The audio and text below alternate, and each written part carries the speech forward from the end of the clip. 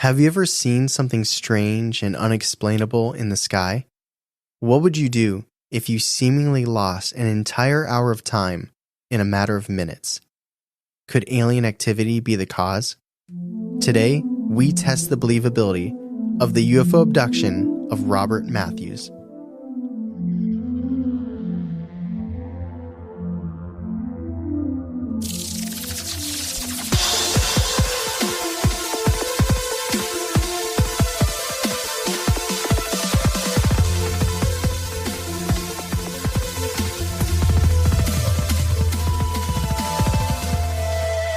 Welcome to Believing the Bizarre, Where we dive into the unknown and the unusual and tell you whether or not we find it believable. Before we introduce our guests fully, and we're very, very excited for them to be here, do want to do one quick announcement. We already kind of mentioned it before, but our live Halloween special is October 28th. That's a Saturday, 9 p.m. Eastern time. It's not going to be in Ohio. Charlie, where is this going to be? We are going to be in Gettysburg, Pennsylvania. In there, up in there, tell them the story, the hauntings. It's Charlie's year. Hauntings, the war, the blood, the gore, the horrible events. It's going to be a great time. I can just relax this time. But we will be in Gettysburg that whole day, the 28th. So if you're in the area and you want to say catch hello, us, we're going to just get 20 cups of coffee. You want to give us all the coffee. Everyone can just we'll just keep getting coffee. It'll be great. Yeah. We'll explore every coffee shop in Gettysburg. But that is October 28th, our live episode. It'll be on Twitch or YouTube. It'll be somewhere. We'll have those details out there. But that's 9 p.m. on the 28th. We're looking forward to it. But let's get to our guests and today's topic. It is Tuesday, and it is a special Believing the Bizarre episode. It's like a special episode. Because we are joined by Aly and Nat from the Let's Get Haunted podcast. And I have a little intro here. Let's Get Haunted is a paranormal comedy podcast that's guaranteed to make you laugh as much as it scares you. Billed as the only investigative journalism podcast about shit that may or may not have happened in the first place, Let's Get Haunted is the perfect storm of chaos and intrigue. Woo! Wow. Aly, Nat, welcome. Thanks so much for having us on. We're so excited Very to be pumped. here. You guys were on our podcast not too long ago, and we had so much fun. We ended up just chatting with you guys for like an hour after we were done recording, and it was very therapeutic. We had a great time, so we are excited to be on your show now. Yes. Yeah. Yeah. I hope we can show you as much hospitality as you guys showed us. That's what my goal is. It felt cozy when we were on, so we hope that extends to where you guys are at. I'll try not to be hostile. Sometimes I get triggered just to do it for no reason. If everything feels really warm and cozy. So you can just start tearing it down. Yeah, just destroy it. That's fine. That's okay. How are you guys doing on Spotify? Did that get resolved? I know that. Oh my God. That was Okay, actually, you guys might like this because on our show we talked about something that now I'm not going to use the word for, but the little people in Ireland that may or may not have wings, and how that's all he talks they about. It's not. I know it. No. I know it. And we put out a mini episode, our first time ever doing 2 episodes in a week. It was just for fun for spooky season. And it was about those little folks in Ireland. And an hour after that episode went live, our whole podcast was not just down, it was deleted temporarily. Wow. It was so weird. And it said all of the episodes, you could try to play them, but it wouldn't exist. The episode had no meat to it, and there was no text. It just said uploaded December 31st, 1969. That sounds like a fairy curse. That's crazy. You said Isn't that it. weird? Not Well, them. I can say fairy. You can say fairy. You I say think- it every can damn you say that episode, one? so I think you could say it.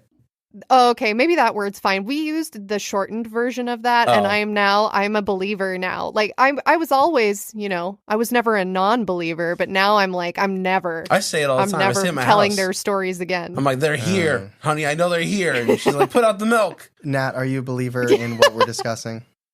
I don't in the word we're not supposed to say. Yeah, those word. things. Yeah, those things. You know what? I don't know. I don't understand what it is because no one will talk about it. So it's just Listen to more of our show. I truly don't understand exactly what it is, but you know what? I'm sure. I believe it. It seemed like it was weird. It was really weird that our podcast went completely down like that. I don't know why that happened. So I'm inclined to believe. Okay. That's really strange. So we have a fun alien abduction story. I'm trying to keep the train rolling on aliens. Yes. Because we always forget about them. We do. It's weird. How could you? I don't know. Because Like, we look back and, like, it's just gone. It's like, the last one we did was over a month ago. Yeah. It's crazy. It's because time flies by, and we feel like you don't want to be too repetitive. So, like, we just did aliens. Let's do hauntings. Let's do cryptids. And then it's been 3 months, and we haven't done aliens. Wow. I don't like looking at you like this. This is weird. Well, you don't have to look at me. I know, You can it's just trust weird. that I'm here. I'm not going anywhere. You might just... I couldn't go. I'm stuck. I'm literally stuck. All right, but let's get into this story. It is the UFO abduction of Robert Matthews. I did make sure that you guys didn't do it on your show, because that'd be really awkward, right? You're like, oh no. Yeah. we already know it. We tell people that listen to our show all the time, like, if you have an essay due tomorrow, just put like dictation on your computer, play one of our episodes, plagiarize us. We're cool with it. So if we had done it before, you could have done it. Yeah, you guys are my only source. I'm literally just going to read the words that you've already said. But good episode. Sources are Unsolved Mysteries, Mysterious Universe, New England Folklore, and Cape Cod Times. Cape Cod. Oh, Cape Cod. So is this... Hold on. Is this in Florida? No. Oh. What would make you think that? Cape Cod. I don't think... Yeah. Cape Cod's in Florida, right? That's it where really? they Yeah, do the it's in NASA Florida. stuff from. I thought it was Massachusetts. Yeah, that's what I thought. Oh, we're too. thinking of Cape Canaveral. Oh, okay. Well, you know Right? what? I'm glad someone's on my No, it's my the place where wavelength. NASA shoots. Yeah, their that's what I shit was from. thinking about for Yeah. sure. I was like, Yeah. oh no, am I crazy? No, it is. It takes place in Massachusetts. Okay, all right. I could see why you would think that though. I believe you. All right, so let's get into this. So this potential alien encounter begins on October 1st, 1966, and involves 19-year-old first-class airman Robert Matthews. He just arrived in Cape Cod village of North Truro, Massachusetts, via bus in order to be picked up by the U.S. Air Force. It was his first tour. This is completely new to him, and the base that he was going to was very close by at North Truro Air Force Station. Right, so he's there. He gets dropped off. It's 8:45 p.m. He checked his watch. He was wearing a watch. He checked it. He's at this bus stop, and it's in front of this market, Dutra's Market. He noted that the area was super deserted. It's late at night. No one else is around. The bus leaves. He's kind of by himself there. In the middle of the road. Well, he's not in the middle of the road. He's middle of the country. He's in. Oh no, Where it's is Massachusetts. he? Oh, he's in He's the... basically Canada. It's in a rural area. Maybe. All right, he's alone. That's all I was trying to say. There's no Providing one else. commentary. There's no one else around. Okay, all right. We need maps. Did you not prepare maps for us? I spent like 40 minits showing you guys one map when you came on our that's show. not I a had to thing we edit it do. all out. You're gonna notice some differences Yeah, between our shows. There is an image of a book that I could have shown you if I would have saved it. It's a book, though. It's a book. You can look it up anywhere. So anyway, bus drops him off. He's in front of this market, and he walks over to this payphone, and he calls the Air Force Base, and it's like, "Hey, I just got dropped off. I'm here." And they were like, "Okay, cool. We will pick you up shortly. Just chill. Wait, we'll be there soon." And A lot of cool lingo from the Air Force. well, I'm paraphrasing. We will get some quotes though. Cool, chill, bro. You right there. It's all good, fam. We'll be there. So the Air Force Base is only a couple miles away. So literally just give me a couple of minutes. So he's like, cool. He hangs up the phone. He's standing around, starts kicking the dirt to kill time. But then he notices something above him. 3 strange lights. Oh. Not stationary lights, not like a star or something typical like an airplane. Rather, it was an erratic craft that had 3 lights attached to it. It was moving back and forth from right to left across the sky. Then, it started moving closer to Matthews. Immediately, his mind started eliminating what this strange craft could be, because they were nothing like anything he'd ever witnessed in his life. He was initially dumbfounded, but his confusion was quickly replaced with fear. Fear that felt odd and kind of almost irrational, because he really didn't feel like he was in danger, but this dread sent chills down his spine. He stared at the strange lights for a few minutes longer, but then got this sudden urge to leave, to get out of there as quickly as possible. Even though he logically knew calling the base wouldn't change anything, at this point, logic was out the window. So he ran back to the phone booth, called the Air Force Base in a panic, and pleaded with them to hurry and explain that something weird was happening. The Air Force Base asked Matthews where he'd gone. And without missing a beat, Matthews told him he'd been there the whole time. He never left. He just called them, in fact. Matthews was shocked when the Air Force Base informed him that they actually had already arrived at the bus stop and no one was there. Whoa. And this left Matthews speechless. Here's a quote from Matthews. Quote, "When I called the base again, they asked me where I'd been, and I told them I'd been there right in front of Dutra's waiting, you know? And he told me, well, we sent a truck there already. And I said, well, I've been standing here waiting, and no one's been by here." Unquote.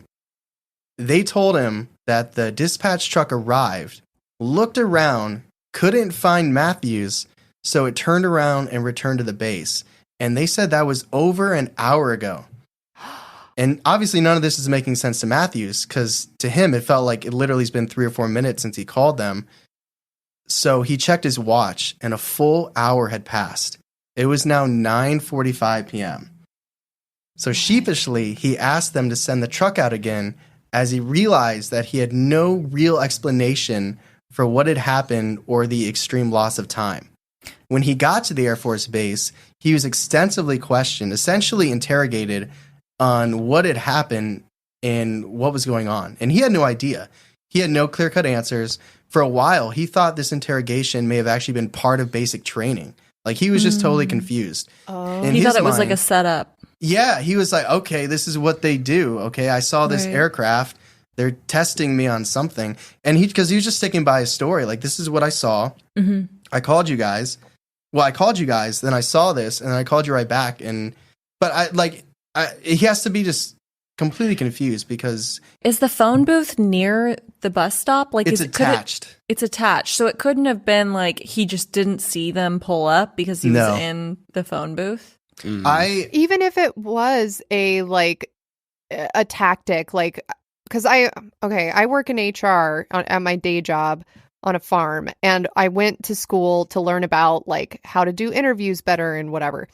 And one of the things they talk about is that there's different interview tactics. One of them is called a stress interview, where you literally make the applicant as uncomfortable as possible during the interview process without them understanding what's going on in order to like see how they react under pressure. Now, I've never done that because that sounds super unethical and like borderline psychological Sounds like warfare. every job interview. But I have heard of that before. Like, make them wait, have the AC blasting, just like have awkward silences and see what they do. Like, I have heard of that tactic before, but that wouldn't explain how he's lost an hour of time. No. The only explanation is, well, we'll get there. I think he's you know the story? No. Okay. I think he's just grasping on to anything he can hold. And, you know, maybe he's like, somehow my watch got messed up. There was a trick. That is really weird. But it's also like he's probably in defense mode because they're like legit interrogating him. Like, what happened? Why weren't you there? You called us and then you weren't there. And because the only memories he really had were getting there, calling, seeing the light, and then calling back again. I wonder if I wonder if they're thinking this is nefarious. Well, they thought he was drinking. Oh, okay. They Well, thought he was drinking, or Ooh. he was late and called from somewhere else. Like, hey, I'm here, when he was actually running behind.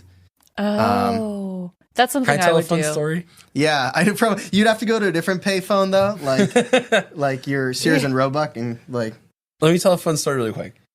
Really quick. Yeah. So, What if I said no? Would you still tell it? Yeah. Okay. So my grandfather in World War II, he was supposed to ship out like on a certain day, and everything was all planned, right?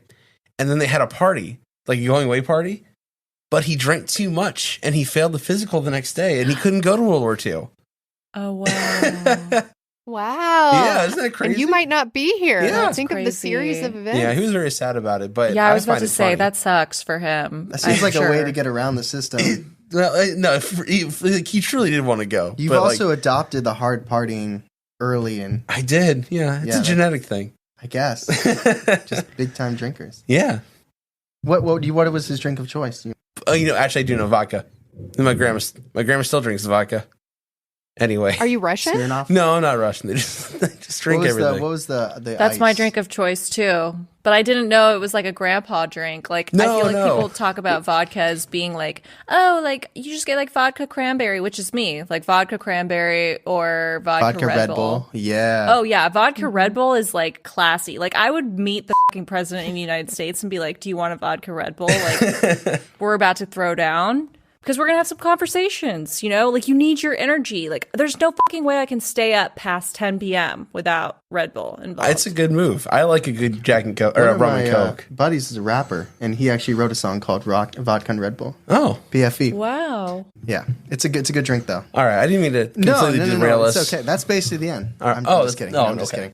No, so anyways, the officials, like, he stuck to his story. The officials were like, we don't really believe you, but we need people to do their job. So they kept him, and he actually fought in the Vietnam War. Oh. And wow. he survived. But he stuck to his story, and for a long while, that was kind of the end of that. So any thoughts? I know we kind of already had a little mini discussion before this, but with where we're at now, what are you guys feeling? So it sounds like all of I mean, I know you kind of set it up by saying we're doing an alien episode, but it does sort of sound like a lot of the hallmarks of an alien abduction, right? The lost time with no explanation. Somebody comes by and physically doesn't see you there, but you have this missing chunk of memory. You think you were there the whole time. He saw these 3 points in the sky, which I'm assuming were in a triangular formation. And not a straight line. So that would mean, I mean, that's a typical UFO, right? Yeah.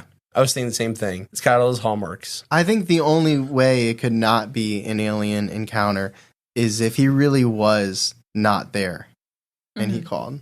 Yeah, my first thought was like, oh, is he high? Is he on, like, something like that, you know? Because I was like, the military, why would they be questioning him? Like, don't they always know when there's alien stuff? Like, aren't they the people who spend the Men in Black, right? This is the early 60s, you said? I think I said 66. Let me check just to make sure. You did say 66. I did? Yeah. Okay. Then so it is. Yeah, it was 1966. I mean, yeah, it could be just government people. Maybe that's why they were overly interrogating him. Because maybe he wasn't supposed to see it, so they wanted to know how much he did see. Or what he remembered from the encounter. Like, okay, so I know this is not, like, let's not get too derailed, but this is also interesting for people who are listening, and it's relatively on topic. If you get accosted by the government after having, like, a time-lapse situation or whatever, and you think that they're interrogating you, trying to find out what you know about the aliens, is it better to play dumb and be like, yeah, I mean, I don't know what happened. Like, I took a Xanax today and, like, it was really weird. Like, I lose time all the time. Like, who the fuck knows? I'm not worried about it. Or are you like, yeah, you know, it's really strange. My clock stopped. I don't know what time. Like, you know what I mean? Like, is it You better? mean for, like, your own know. safety? Yes, for your own safety. I think playing dumb is probably the best idea. It would be so hard, though. You know, it's like keeping the ultimate secret, right? Like, you want to talk about it. Yeah. Or if they told you not to talk about it. But yeah, I mean, if you felt like your life was in danger, I probably, the smartest thing would probably be to play dumb. But I feel like in the moment, it would be really hard. Or they would just know you're lying, maybe. It would be hard. You know, like, what if they can tell that there's you're a lie lying? detector Then they test. already, like they're already interrogating you. But if they think you're purposefully withholding information from them, that could make things even worse, right? It's like lying to a parent. Or if they think that you're just trying to be a deserter, right? Like, Oh, I mean, maybe you wouldn't want to say that. Maybe he's like, no, I really was there. I was there, because he's like, shit, if they think I wasn't here, then that means I'm going to be like court-martialed or dishonorably discharged or, because you know, put in jail or in fined. 66. This was when there were a lot of disorder. And just to add a little context to this, and not that it matters, but just based on when it took place, Robert Matthews is a black man. And this is 1966. Oh. So just add a little more context for how they might be viewing him based on what he's telling them. Yeah. That could even be more hostile. Yeah. I do have one skeptic idea. And this is fun because normally on our podcast we just believe everything. Like if Natalia tells me like Bigfoot was up on a mountain and then like I don't know That's had facts. sex with Mothman and somebody else filmed it, I'd be like, yeah, he did. I agree with you.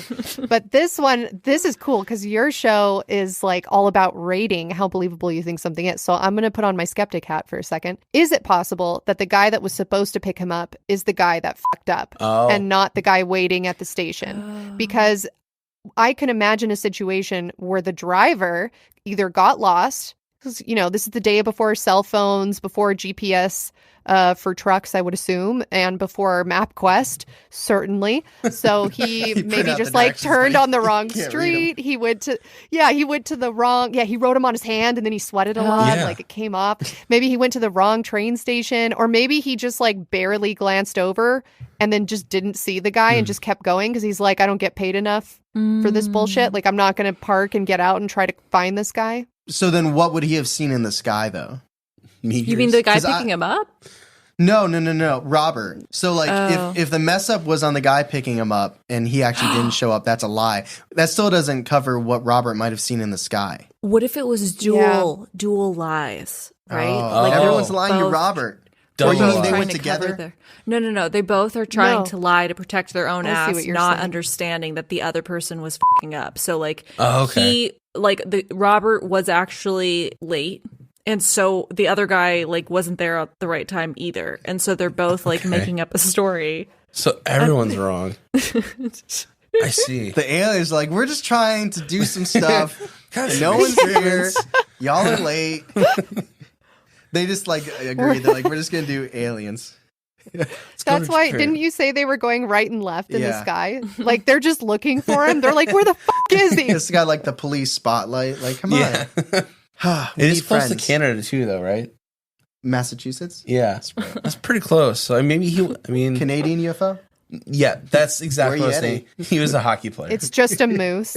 Wait, why does it matter if it's close to Canada? I don't Because get it. I was thinking maybe you're right. Maybe they were thinking he was deserting. Oh, Yeah, near the border. That's That's a right. great He point. could have just stayed on the bus that dropped him off then. I'm not saying they were going to Canada, That but he bus- could have just not went. That bus driver's like, "Have a good day, American sir," and just like, all right.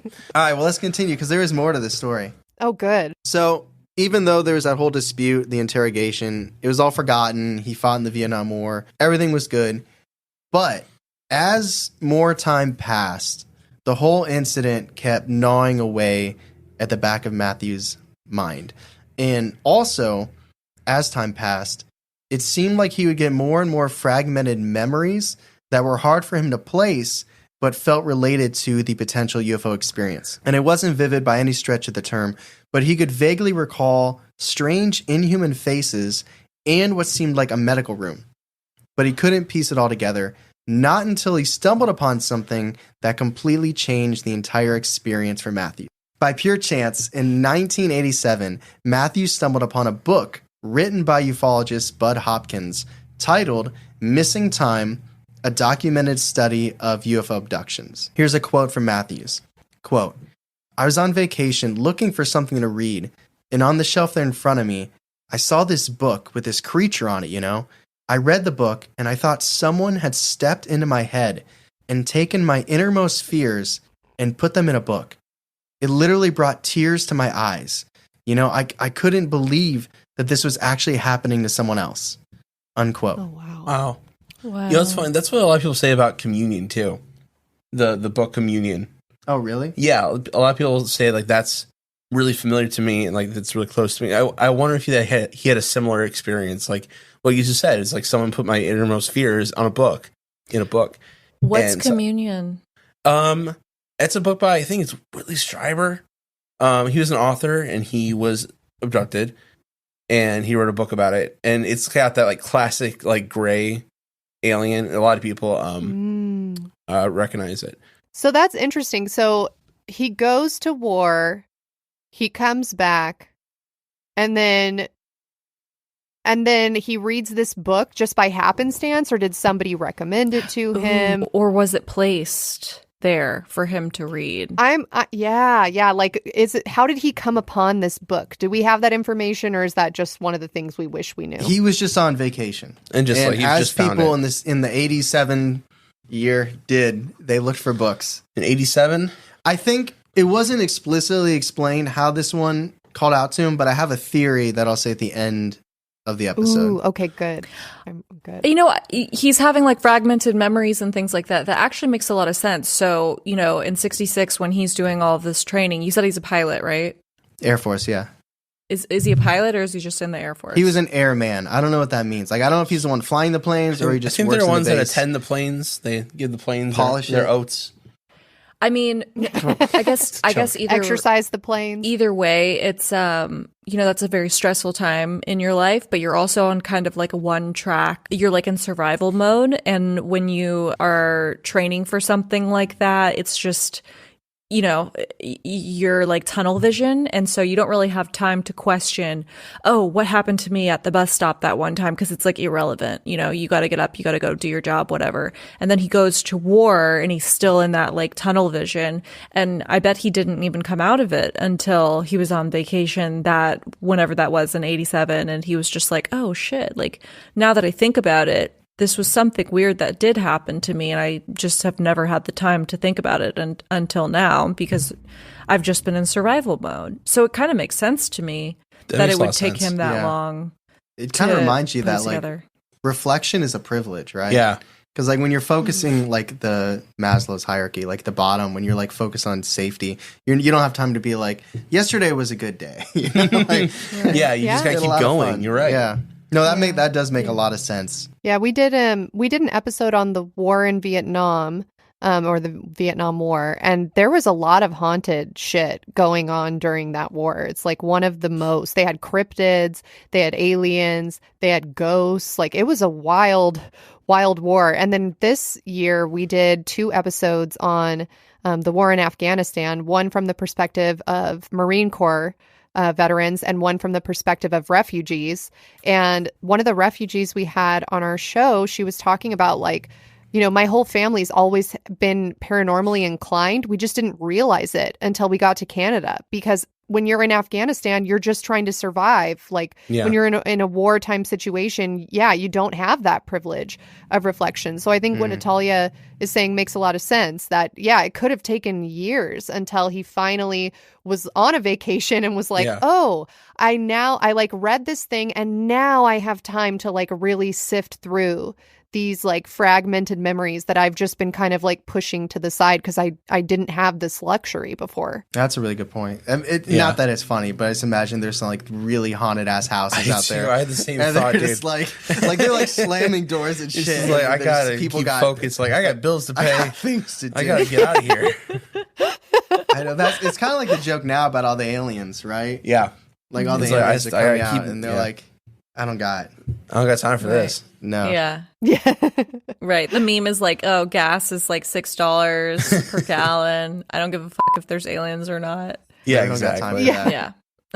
That's funny. You get home from a double shift and there's just like the woman from The Ring is like sloshing around your living room, like throwing water. And you just look at her and you're like, I can't. I hope you do clean this that right mess now. up. Just go to 'cause bed. I gotta go to sleep. Unless you're buying a new mop. Or just take me out, right? Like, Yeah. It just ended. Like, wait, I don't gotta work Contribute some tomorrow. rent. Yeah. That's not funny. So he did, I think, what anyone would do in the 80s, although it probably is easier now. I guess I don't know. He contacted the author. It seems like like maybe growing up. Like, has anyone ever contacted an author from a book? And I guess we have, but Yeah. It's You like hit have. or miss. Sometimes Yeah. they don't answer. Sometimes they will. But yeah, I agree. I bet back then it was easier because you would just write in and then they had like a publisher or someone who like handled their messages, where now everyone can communicate with everyone. So I feel like there's like more barriers to people. overwhelming because- a little Yeah. with like all Yeah. the text, emails. My favorite There's a authors spam folder. were dead. Who did I reach out to? It wasn't an author, but he made the hands resistant. Oh, the artist. The artist, The painter. Yeah, I had You asked also him. you also reached out to an author, Dover Demon, Really? maybe. Maybe not. I don't know. I'm thinking you reached out to somebody that I can't remember who. Okay. They saw that Gmail and they're like, this must be legit. Yeah. So anyway, so he reaches out to the author, and after several meetings, discussions, and interviews, Hopkins is the author, Bud Hopkins. Hopkins believed every word of Matthew's story and was convinced that his missing time was certainly caused by an alien abduction. Me too. And he wanted your opinion as well. He told Matthews that he was not alone, and that it's actually very common for victims of alien abductions to have difficulty recalling exactly what occurred aboard the spaceship. The aliens likely wiped out the human's memory, and they would wake up later without any idea of what happened, where they've been, and might not even be conscious that time had passed. Typically, the biggest giveaways for abduction victims are when someone has somewhere to be, or when a person randomly finds themselves misplaced, such as miles away from where they initially remember being. So in Hopkins' words, the authors, quote, "It's not perceived as a break in which something happens and then there's a resumption. It is remembered as continuous time, and you realize that a half hour quickly turns into 2 hours or whatever. And this is sometimes experienced in conjunction with a UFO sighting or something like a light." Unquote. Now, I have a note here because it doesn't really have to do with what I just said, but you mentioned it recently. Can you mention the owl thing really quick? Just because we're talking about memory. Okay. And I like what you said. Yeah, so we were talking about the fourth kind because there's a lot of owl imagery in the fourth kind, because I don't know if I read or I heard somewhere, but if you were abducted by aliens or had an experience with aliens, it's often that image of the alien is replaced by an owl because they're similar in shape. They're strange looking. They're not quite of this earth, and they're similar complexion as well, especially if they're those big slanted eyes, thin whites, and they have the huge eyes, almost in proportion to the face. So they're an easy replica or easy insertion into a memory rather than an alien. That scares me a lot. I just saw an owl the other day. I was like walking with my kid. I put it on Patreon because it was so crazy. It wasn't an owl. And no, but because it was at a weird time of day. It wasn't dark yet at all. And I just looked up. All of a sudden I had a feeling. Like sometimes I just have a feeling wildlife is going to be somewhere, and then I go look. And I had a feeling that there was going to be something in this tree way up above me. And I looked up and there was an owl up there staring at me, and I filmed it. And it was crazy. And Cody, my fiance, was like, "How did you see that?" And I was like, "I don't know. I just felt like there was something there." That scares me because I really don't want to get abducted by aliens. I hope you don't. No interest. Do you? I feel like you do. I mean, I'd go for a night. It's like they do surgery on you and sexually assault you, right? It's not well, there's that scene in that Fire in the Sky movie. Oh, with Travis Scott. It's terrifying. Yeah, that's the Travis Scott story. Maybe they'll do some cold sculpting or something. Travis Scott? Not Travis Scott. Rapper. No, not Travis Walton. Travis Walton. Yeah. Travis Walton. You knew who I meant, right? Y'all yes, Travis Scott. He's an alien. No, Travis Walton. Well, Travis Scott has some shit. Yeah, well, that's different. But anyway, there's that scene in that Fire in the Sky movie. It's like a terrifying abduction scene. But I'd still go. Do you remember who he's the voice of? Travis Scott or Travis Walton? Travis Walton. No. The actor who plays Travis Walton in Fire in the Sky. I don't. He is the main dinosaur from the movie Dinosaur. How would I know that? No way. Yeah, same actor. Wow, what a full life that man has lived. Good for him. He's been abducted acting by highs aliens? and acting lows. I don't know which one's which. Yeah. But you told me that alien or that owl thing, and I thought that was very interesting. Yeah. I'm sorry, Aly. You comment in the chat, but my arms can't reach my computer. It's too far. Because of how I just sent you. You were just talking about how aliens can be replaced by owls in your memory. Charlie mentioned that. Yeah. And I just sent a picture that you probably have already seen, but on Reddit, this went viral a while ago because people were like, what the fuck is this a picture of? What is this creature? And it's just baby owls. But yeah, they do look like little weird aliens.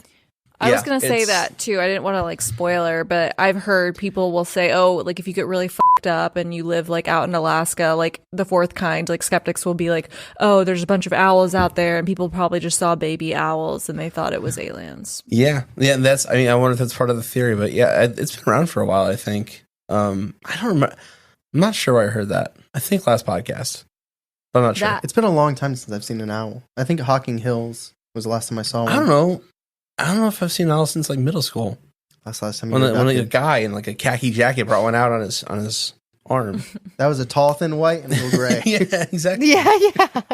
All right, so he meets the author of this book that resonated with him in his story, and the author believes him. So as a ufologist, Hopkins, which he wrote a book, so he's a ufologist. Who is?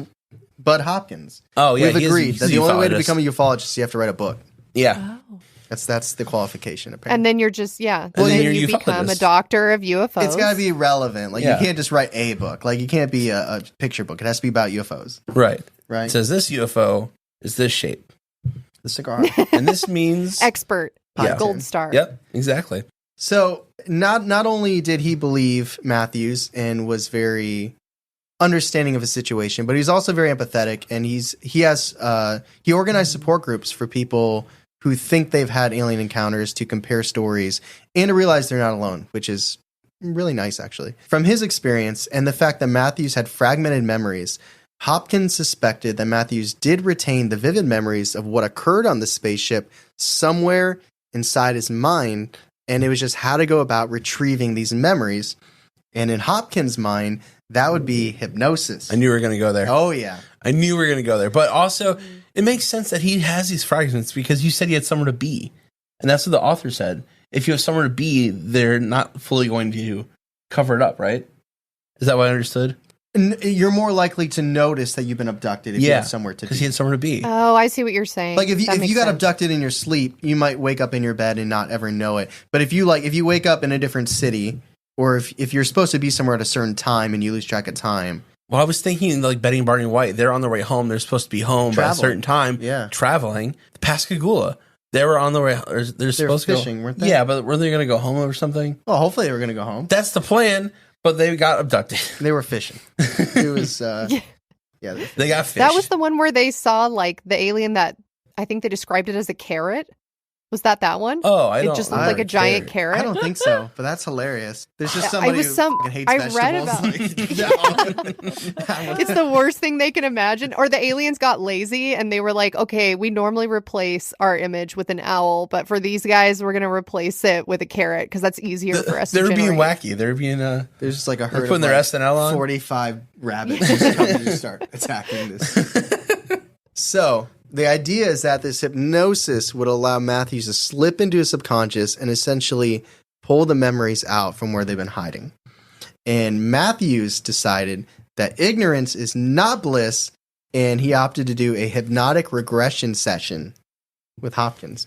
Oh, wow. And so while the idea of finding out exactly what happened did make him anxious, he couldn't stand the constant gnawing at him of what actually happened, what he experienced, and he wanted it uncovered. So before we go on, I just ask everyone involved here, if you thought you were abducted and someone offered you a chance to relive those memories and to fully get a clear picture of what happened, would you do it, or would you just not want to know?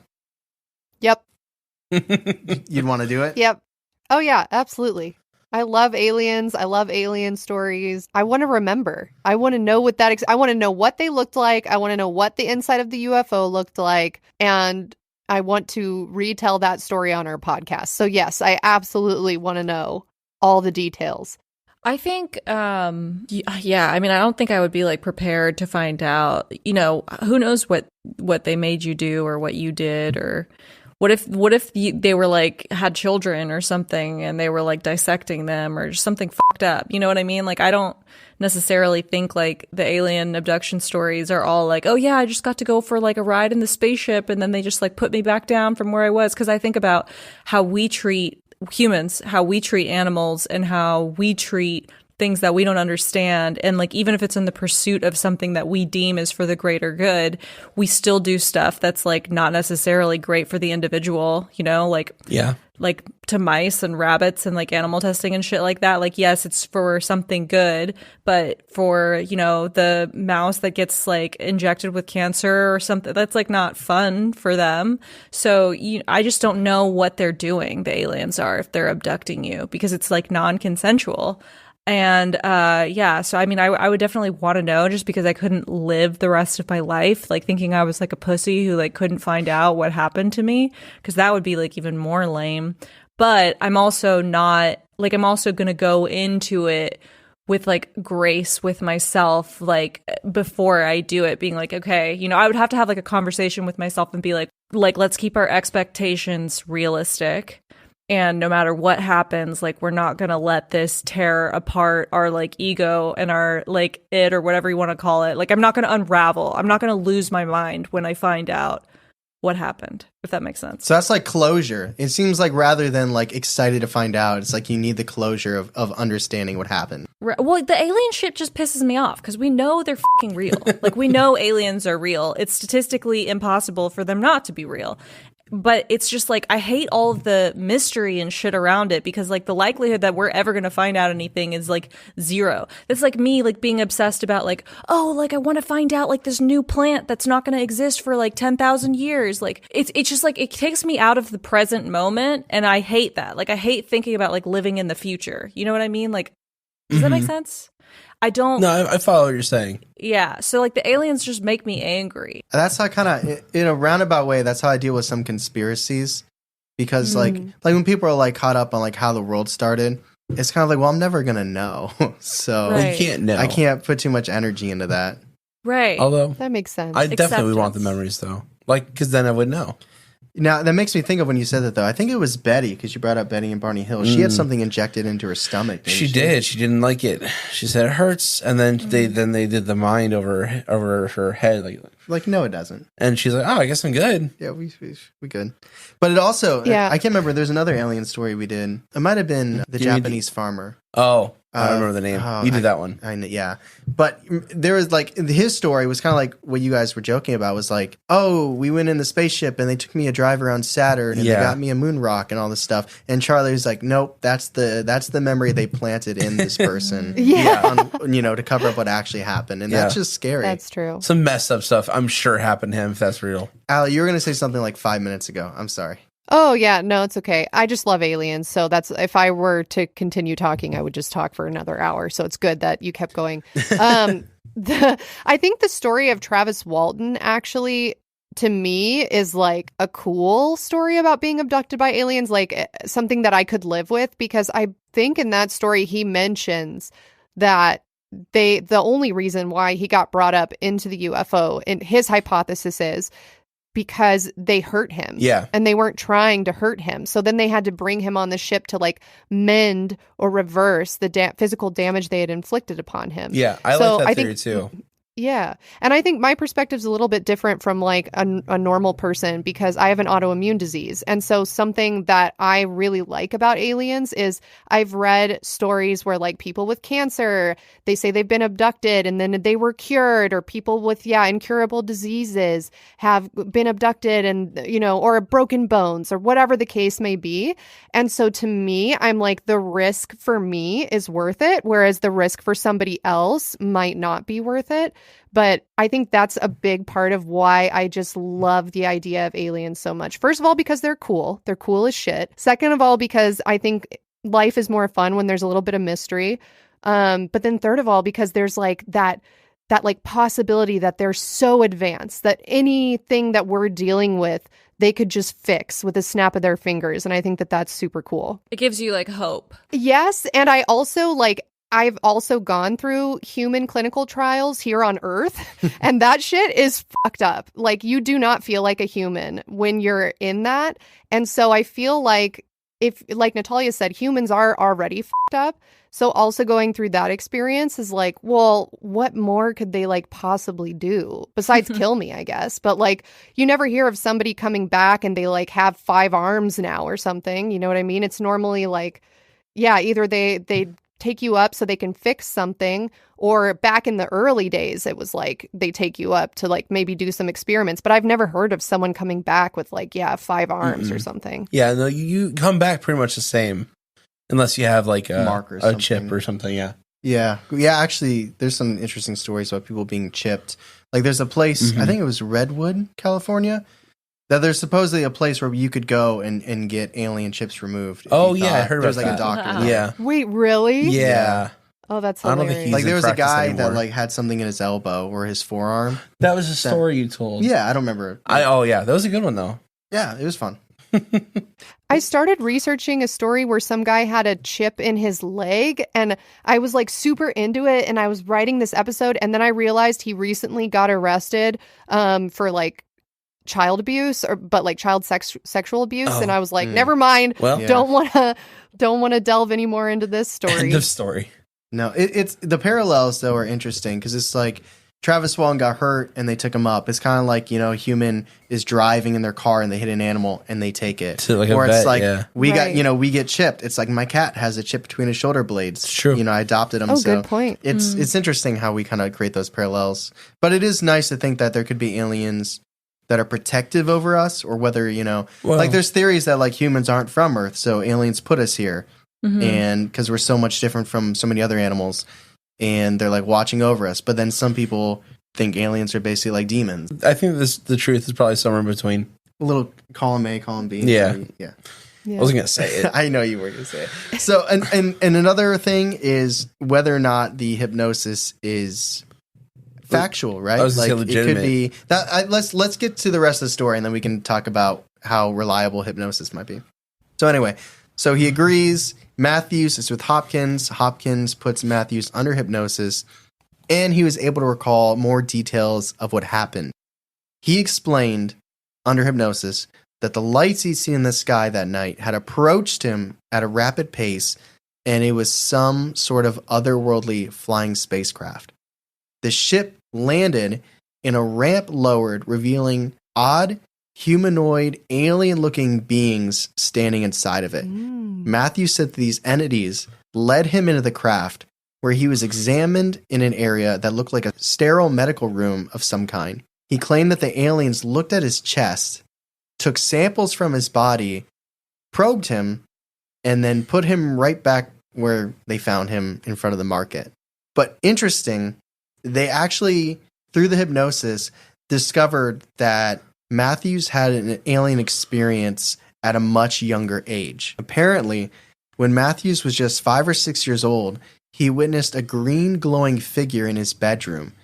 Terrified, Matthews tried to scream, but realized that there was no sound coming out of his mouth. Then suddenly, the glowing figure darted toward him, lifted up his pajama top, and examined his chest. He claimed that he mentioned this to his parents, but they ignored it, thinking that it was only a bad dream. And going back to the book really quick, he didn't explicitly say this, but he did say that the glowing aliens that he experienced as a child, which he didn't even remember, this was completely brought back up from hypnosis, but that alien in his bedroom looked almost exactly like the cover of Hopkins' book. Oh, So that my Oh, theory wow. is that while he's on Oh. vacation, even if it's a subconscious memory, one that he doesn't have accurate recall of, when he just saw the cover of that book, it might have triggered something in him, that memory from when he was 5 or 6, and that was what led him to picking it up and actually reading it. Besides the name being Missing Time, and maybe Yeah. that struck him as well. But just based on, you know, people pick books out visually. I know I do. I do too. You know, cover goes a long way. So that's just a theory. But I believe that. That's a great theory. thank you. Yeah. So that's pretty much it. Then he came out. He you know, they believe the Hopkins and everybody in the ufology world believes, and Hopkins also believe his story fits really well with other people who have missing time due to aliens. And he also thinks that there's a witness, technically the truck driver. The fact that the truck Oh. driver couldn't find him, Hopkins considered to be a witness that this is also true and not just Matthew's own manipulation of a story.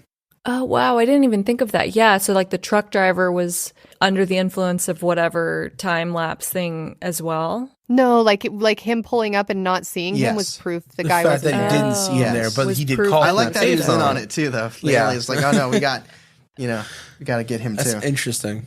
But also, like, then there's like the chest thing happened twice. Like there was some connection there. But then A green glowing guy. We had a story this year about a green glowing guy, but it was a time traveler, not Oh. an alien. Well, could be Which all could the be the thing. same. Yeah. So a lot of people think it's the same thing. I mean, we kind of have like a discussion time. But one thing is like, can you really believe something that is said under hypnosis. Because, you know, when like people go on stage and they like bring someone up from a crowd, like colleges do this all the time, you know, and then they make them do certain things. Or like when I'm so snap my glad fingers, you brought that up. you start, you start buck, you start, you act like a chicken, and then when I snap, you're back to human. But Right. there's like certain manipulations into it. Is there any, and I think it was the Satanic Panic in the 90s where people were using hypnosis. Yeah. Yeah. It's just like, it fits the narrative of the story, and it's kind of based on what we know. It's easy to believe. If you already believe in alien abductions, I feel like this one is kind of an easy one to just kind of put your arms around. But it is like, do we believe that the hypnotic regression session that he had is valid in validating? Like, his are you story? saying, do you believe in hypnosis, essentially? Yep. That was much faster. Let me ask you guys a question. Have you guys ever had hypnosis done to you? No. Like, legit, like with like No. a psychologist or like in a doctor's Like a office? one-on-one? No. There's the cover of the book, the alien. Oh, Oh, that's creepy wow. looking. That's cool. Allie, have you had Yeah, it's a like legit green glowing hypnosis? guy. Not like in a crowd, like for fun hypnosis, but like legitimate. No, I feel like EMDR therapy is like has some elements where like you're watching a pen go back and forth or you're listening to like a noise back and forth, but no, never gone through hypnosis. Have you? I've done it. I did it when I was really young. I was like, it was actually in college. Like I went through a really bad breakup. You remember that? Like when I broke up with my Yeah. first boyfriend, I went in college. We were really codependent on each other because we'd been dating since I was like 14, and then we like broke up when I was like 20 or something. And so it was like he was like a brother to me essentially, and so I just didn't know how to deal with not having like my support system because I was so young and I was like just going through a lot in general, and so I was just really depressed and I felt like I couldn't get out of it, and I had tried like so many different things, and then my mom was like, okay, you know, this, we're gonna go see like a hypnotist or whatever. And at that point I was just kind of like, okay, whatever, like let's try it. And I remember thinking like, I don't think this is going to work. Like, this seems really weird. And it was strange. It was like we went into like a doctor's office. Like, you know, when you go into like a general practitioner's like room or whatever, and they have like a leather chair that you sit in with like a big light above you and all of that. Like, it was literally, it seemed like medical to me. But then the guy just was like, told me a story about how his dad was like this amazing hypnotist, and he put a tape on and he was like, I'm actually going to play you a tape of my dad's voice. And he played like this guy's voice, and he was just basically saying like, I'm going to count back from 10. And then it was just like self-help. Like he counted back from 10. He talked about like how I was like in a safe space and like everything is relaxed, like nothing can hurt you or whatever. I think like a big part of it was just trying to like ground someone, like make someone who's like anxious or like having a nervous break or something like that feel like reconnected to their body. And I never felt like, oh, like Get Out or something like that movie. Like I never felt like I was place. yeah, like I was being sunken. Like it, you know, I didn't feel like when you like do drugs or something like that, like how you feel yourself going to like another perspective or something like that. It just really just felt more like I just had like a, I don't know, like a meditation. So I don't know, maybe if I just like wasn't doing it deep enough, or maybe I didn't have enough like regressed inside of me. Like maybe I wasn't, what's the word? Yeah. Like putting away things. Like maybe I didn't have walls up like you would if you had fought in a war and been abducted by aliens, because all I was dealing with was like going through a breakup. Like that's like a way more shallow level of pain and like regression, you know? So I don't know. I was just trying to like offer some valuable insight into hypnosis, but that's my only experience with it. And I don't think it was like, I don't know. I don't think it was like in the movies, but like I said, maybe I just didn't have enough to like get out of me. I don't know. I wonder if it's just like a different type of hypnosis, or if that's just like a different level of hypnosis. Well, this was also intention.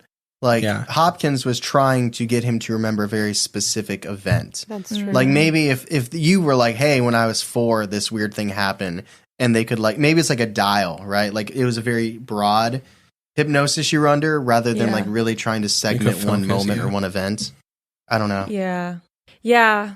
There was an element of that. They were like talking about like taking you through your childhood and stuff, but I didn't have any like, I had a very good childhood. So there wasn't like anything to hide from there. Like I remember I was just in like this tree in my front yard for most of it, like as a child, like for the hypnosis or whatever. Like they tell you to go to this place or in your childhood or something. And so I was just like in this tree going through this like hypnosis, and I just felt like really calm and at peace. But so I don't know. Like my point is saying is I'm on the hypnosis fence. I don't know if it's like can pull stuff out of you like that, but maybe it can. Maybe if you have something to pull out of you. I think the skeptic belief is that it's suggestibility. Like they kind of lead you to where they want you to go, and you're in a trance where they can easily get things out of you. But you're the only one who has experience here, so we're leaning on you. And I'm glad to hear you had a great childhood. Yeah. Oh yeah. That's healthy. Yeah. No, I mean, like, I felt like the guy kind of like was wanting me to pull out like things that were bad or whatever, but I really didn't have anything to pull out. Like, you know, like sometimes when it's just like cringe or like awkward, like you just like feel like someone wants you to say something and you just like want to get out of it. Like, you know, like a psychic or something, like you're at like a tarot reading and they're like doing a terrible job. And so they're like, yeah, like this card says like, I see pink and like hearts. Like, what does that mean to you? And you just like make some shit up and you're like, yeah, I had like a pink locket, like heart necklace when I was a kid. You know what I mean? Or do I just do that because I'm a psychopath? I don't know. You want to make them feel good about that themselves. Sounds terrible. Wow. All right, guys, end of episode. Good episode. Appreciate that.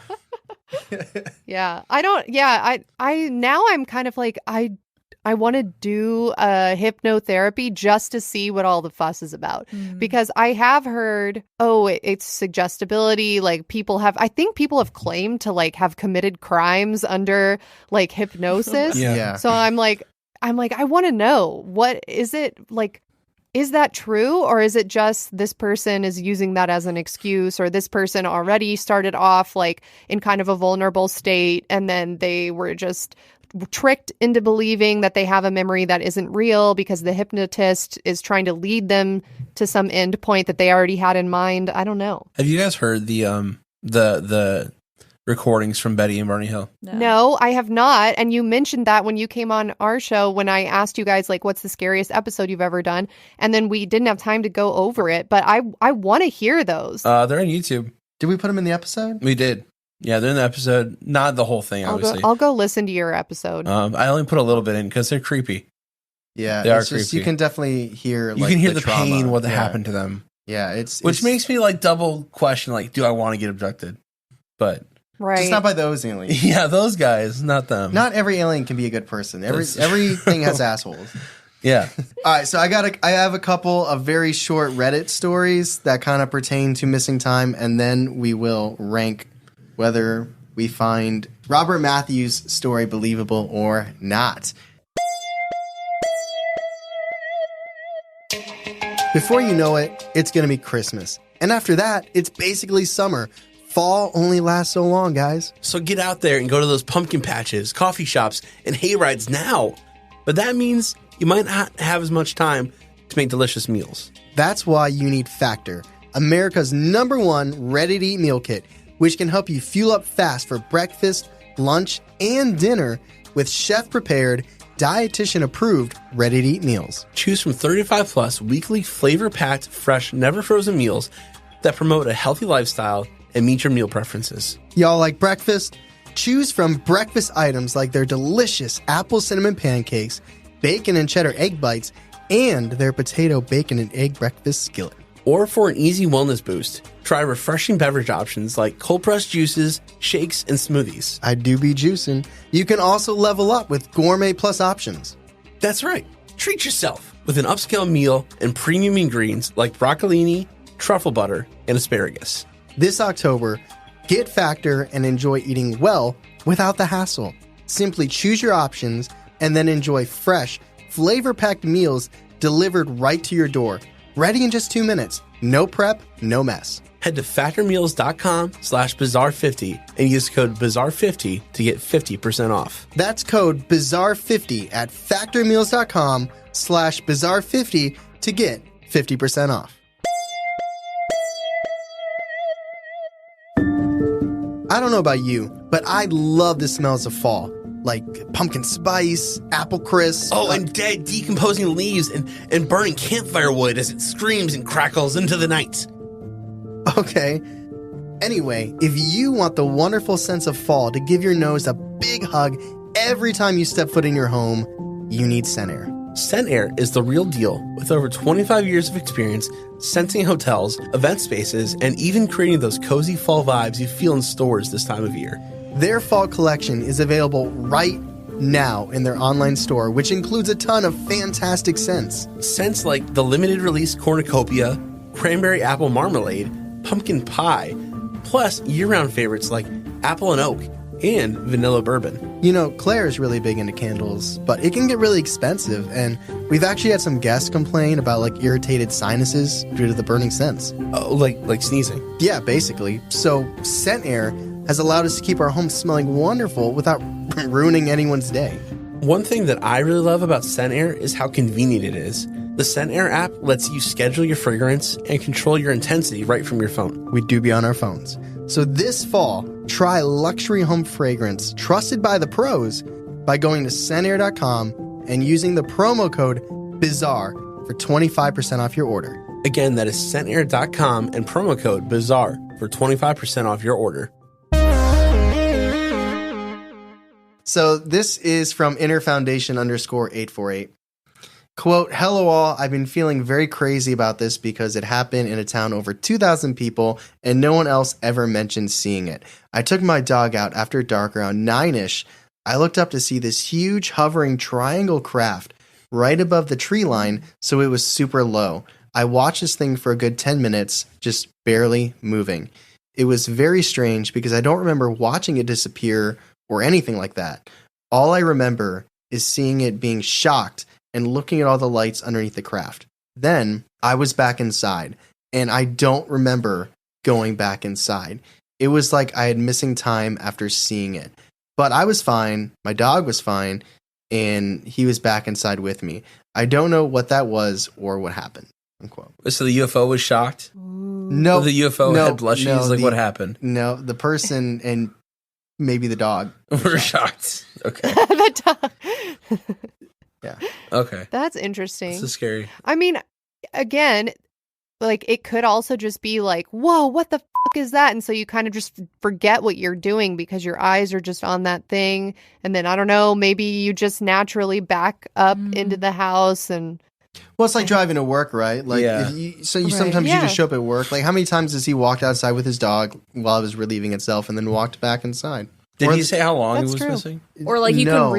can read like chapters in a book and not remember any of it because you were thinking of something else. Like that used to always happen when I would try to do homework, but I would like Yes. like I wasn't. I- They'd be like, "Did you even read?" And I'm like, "I read the whole thing. I just wasn't paying attention." You could just read a have, book like, you're Different into, like channels. 300 pages in one night, but you Yeah. read like one chapter of like a textbook, and you're like, I don't remember any of that. I had a psych test one night. Well, not that night. It was the next day, and I remember I was like trying to procrastinate. Well, I didn't want to procrastinate, but I was so hard. I played Flappy Birds in my bed, and I hated Flappy Birds. I played it for 4 hours, and I hated it.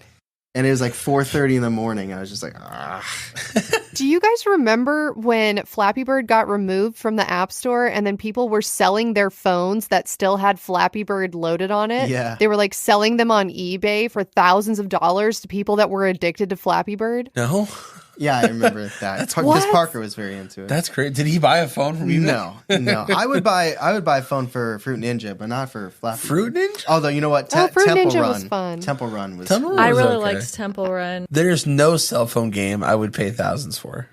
No. No? All right, next Reddit story. This comes from Skull Drudgery. Quote: So I was probably 13 or so, 6th or 7th grade. I had a friend spending the night, and we stayed up late playing Nintendo, talking, whatever. So about 11:30 p.m., we turned off the TV and we were getting settled in for bed. My room was on the second floor, and a window faced out behind the house towards the back of our farm. For some reason, we both looked out the window and saw a light in the sky. It was moving back and forth quickly, and it obviously wasn't an airplane or anything we'd ever seen. It didn't appear close, and it wasn't much larger than a star. So we watched this light, for what seemed like 5 or 10 minutes, and we kept talking about how strange it was. The next thing we know, we look at the clock and it was 1:40 a.m. I have no idea what happened, no memory, just this very odd feeling like what happened to the last 2 hours. My friend and I both just went to bed and we never mentioned it again. And this is the first time I've ever spoken of it. Still kind of spooks me just to even think about it. So I honestly tried not to, but I had to tell my story. Could they just fall asleep? Yeah. There was no like flash of light or anything, right? They just saw this thing going back And they said it was forth. far away. Yeah. Well, I don't know. Maybe they just got reset at a strange time. I don't know. That one I feel like is cooler than the first one because this guy took notice of how many hours, whereas the first one we don't know. Like, was he just staring up and then he went back in the house and it was a matter of 5 minutes? Yeah. Or like, I feel like the larger the chunk of missing time is, the more believable it is to me. I think this one's interesting because it got me thinking because they supposedly saw alien or got abducted or whatever it was and then went to sleep and were like, oh, I lost hours. It makes me wonder if there's people who have been abducted and they like when they're sleeping and they just don't even realize it because they've been sleeping and they just think like, oh, I slept in more. Does that make sense? That would be the best way to get abducted, I think. Yeah. Right? Like While if you're you asleep? from like Yeah. 3 a.m. to 5 a.m. and you wouldn't even notice. I mean, that's true. Well, that's like one of the qualifiers that the Hopkins was saying you might not know because you're not traveling or you don't end up somewhere else. Like if you were in your bed and you wake Right. up in your bed, you might just think it was a dream too. Like if you are in the same place that you went to bed. Maybe I would have been abducted, but my dogs woke me up at 4 a.m. because they're barking. Yeah. Yeah, that's why they're barking. I don't know.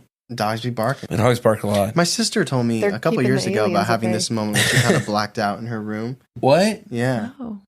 I can't tell the story. From 'cause- aliens? No, she didn't say aliens.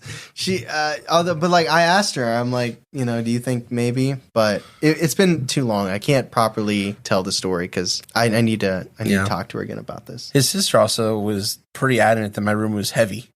Your room was Heavy. haunted AF. Oh, my room in was haunted. college. I actually saw Ooh. something in his room. Oh, yeah, that's true. Yeah, I saw a woman in your room. Yeah. Oh my God. And that's not like a joke. No. About how we're college guys. I was like, there's a it girl was in so my room? unusual to see a woman in his room. No, I mean, like I literally saw like, A shadow figure. yeah. Well, no, she had long hair. Oh, yeah. Wait, so What? so you've seen a ghost before? Yeah, it's weird though because like He doesn't believe it it. happens. Mr. So, I know I Skeptic believe in has ghosts. seen I believe a in ghosts. ghost? I don't like that I'm known as Mr. Skeptic.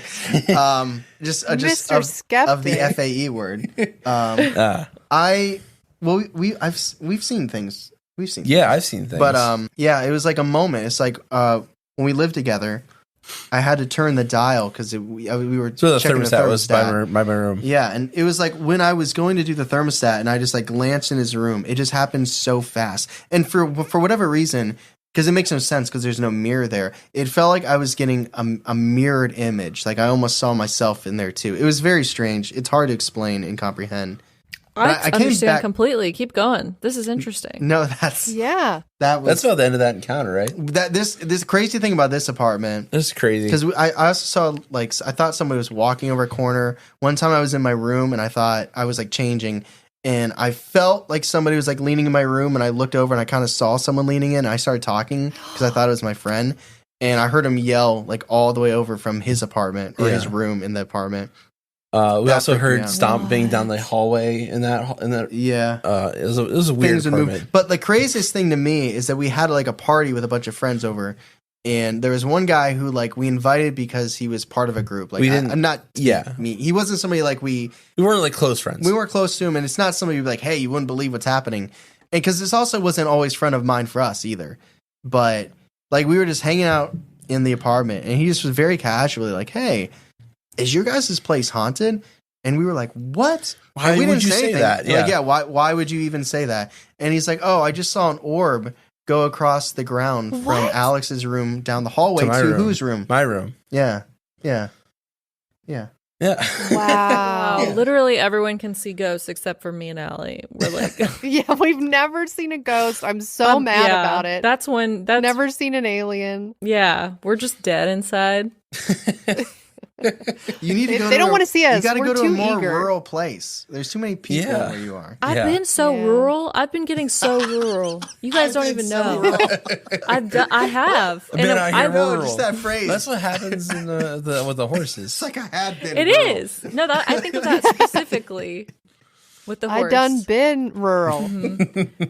I mean, I am afraid of getting abducted by aliens, but that is one thing that makes me nervous when I'm riding the horse is like it's super rural and we're out there in the southern tip of the Appalachian mountain range. And I'm like, it's something that I never thought about when I lived in LA, but I think about it now. I'm like, I'm alone on a horse. Like, this is when people get abducted, right? Like, they're out in the middle of nowhere. Yeah, it's scary.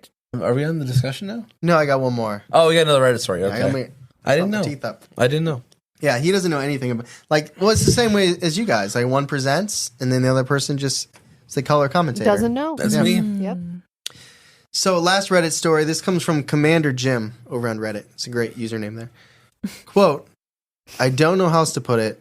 I've been thinking this over for the past week, trying to come up with an explanation, but I just can't.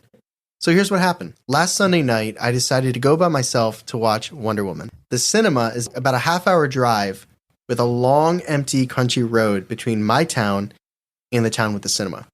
This person's rural. The session was at 8 p.m., so I set my alarm on my phone for 7:15 to remind me to leave. So I leave at that time, get to the cinema, and ask for a ticket for the 8 p.m. showing of Wonder Woman. The girl looks at me a bit odd, but gives me the ticket. I walk down the corridor, notice that the door to the cinema is closed, and I open it and the movie's playing, clearly well into what's happening on the screen. So I walk back out and I look at my watch, which is reading 9 p.m. Feeling super confused, I must have looked at it as one of those workers came over and asked me if I needed help. I thought I was going to see the 8 p.m. session, and they said, well, you're only an hour late, they said with a laugh. Trying to figure out what happened, I took my phone out to check the alarm. Maybe I'd set it an hour late by accident. Maybe I accidentally fell asleep for an hour or something.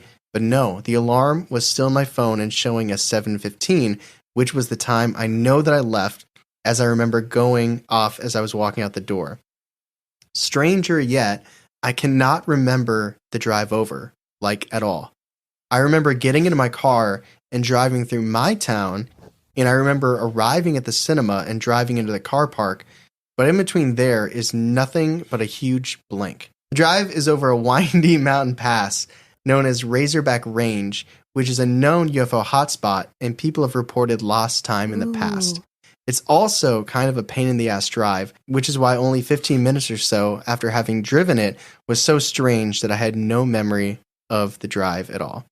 I can't say for sure what happened, and it's a very odd experience. Thanks for reading. That's weird.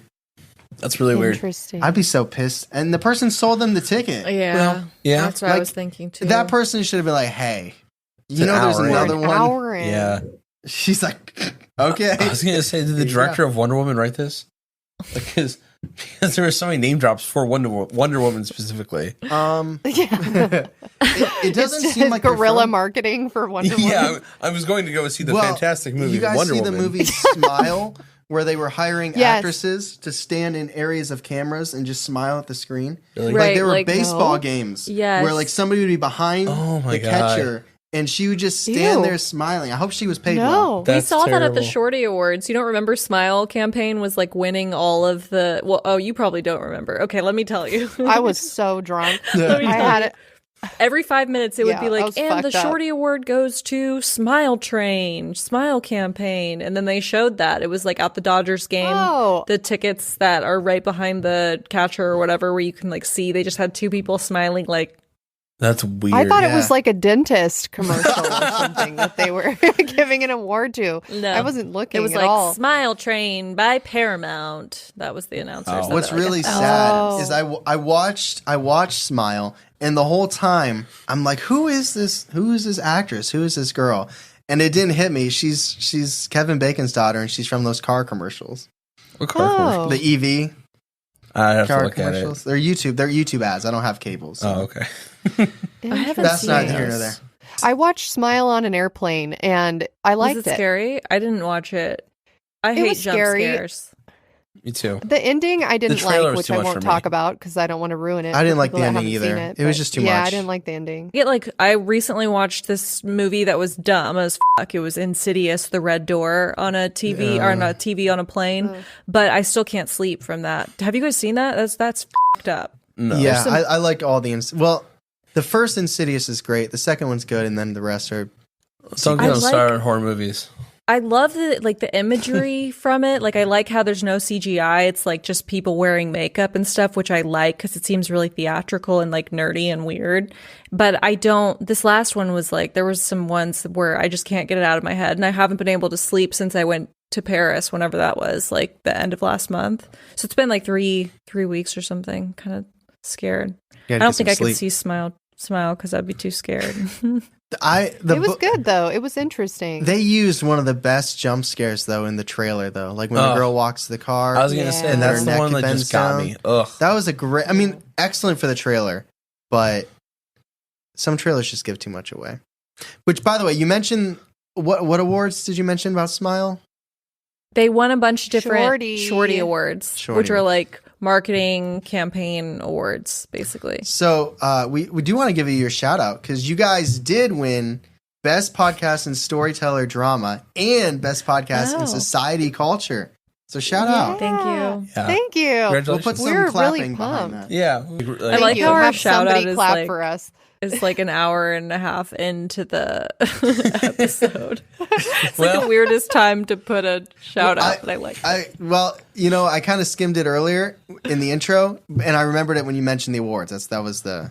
Oh no, thank you. Thank Yeah, you. we were excited because we've been nominated for that stupid fucking award show so many times, and we've never won. And we're obviously, I'm saying that for comedic effect. It's not a stupid award show. We're happy to have won, but it's just an annoying one because it's like partially determined by votes, like the voters.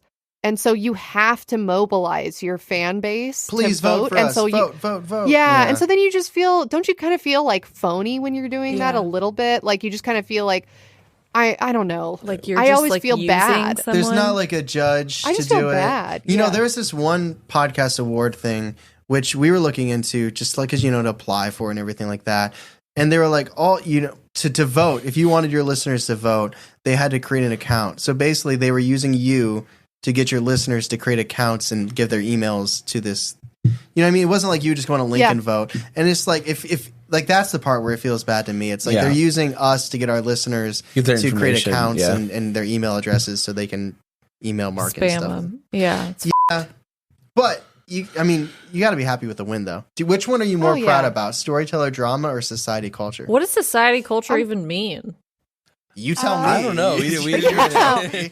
Like Our award speech was like, well, we do live in a society and we're very cultured. So thank you so much for this award. I think it means that you're like exploring stories that have to do with like certain like different subsects of society and like different cultural significant events. That's how I interpreted it. So like regional folklore, which you guys do a lot of, I feel like you would also be eligible for that category if I'm interpreting it correctly. But more proud of the storyteller for sure. I haven't even thought about that though. Like when I see the award, like awards? The awards. I that's something I'd really like to get us into. I'd like to win an award. You guys should apply. wanna win an We just award. got this shelf over here. Just wait. You Yeah, guys should apply. we never looked into it though. But that's maybe you should apply. Maybe this will be the push. Yeah. We have a rating scale, and it goes from believable to viable to skeptical to unbelievable. And now is the time where we're all going to rate Robert Matthews' UFO abduction. Believable is that he definitely was taken up there by aliens, and unbelievable is that He's probably just maybe drunk. something happened, but not. It wasn't aliens. Yeah. Maybe it was lying, or it was suggestibility through the hypnosis. And then there's skeptical and viable, which is Like you don't somewhere want in between. You're not feeling. Can I ask a question? Did he like write a book about this experience? Like, how did he profit off of this experience? If he did, He was on Unsolved Mysteries, like that show from like I think it was the 90s. Yeah. okay. Like it's on YouTube. I actually watched that. Like I went to a couple different articles and took from it. But it's like you get to where it's like one article says he's 19, the other article says he's 20. It's just like I think a lot of people that get abducted rarely profit from. Yeah. the person that profit is probably Hopkins because he wrote more books after like that. He didn't stop at the missing time one. He's written some since then.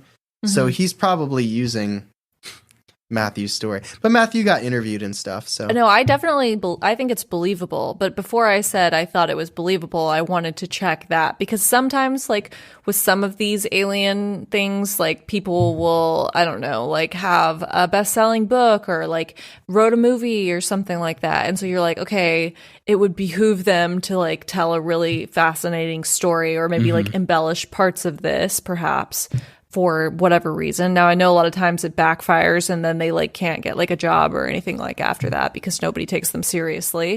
However, hindsight is 2020 and I was just asking a question. So I'm going to say believable. You could start a podcast now, though. You don't need a real job. You need a real job. I'm just kidding. You do need a real job.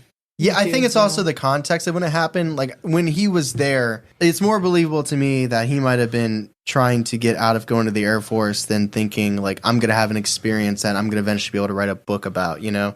Because some people, their stories feel so dramatized and set up for that, where his, like, just the way it happened.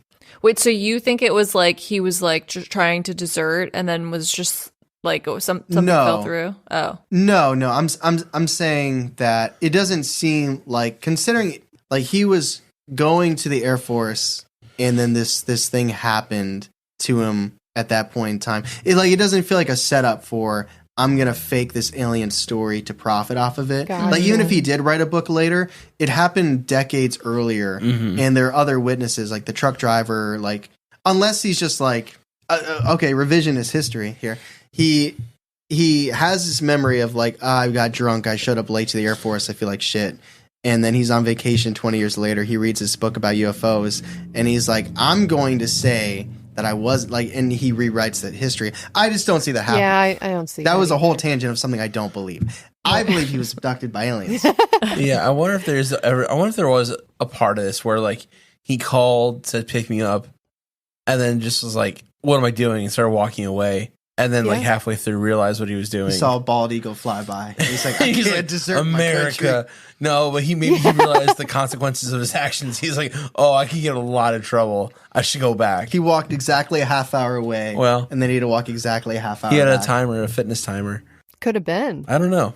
I'm gonna say viable, just to deviate from the fold until I hear the interview from the truck driver, because part of me just thinks that this truck driver is the person that fucked up, like didn't want to admit that he went to the wrong station, or didn't want to admit that he was sleeping on the side of the road, or he stopped to like smoke a cigarette and just wasn't paying attention, and then was like, oh shit, I'm missing the pickup time.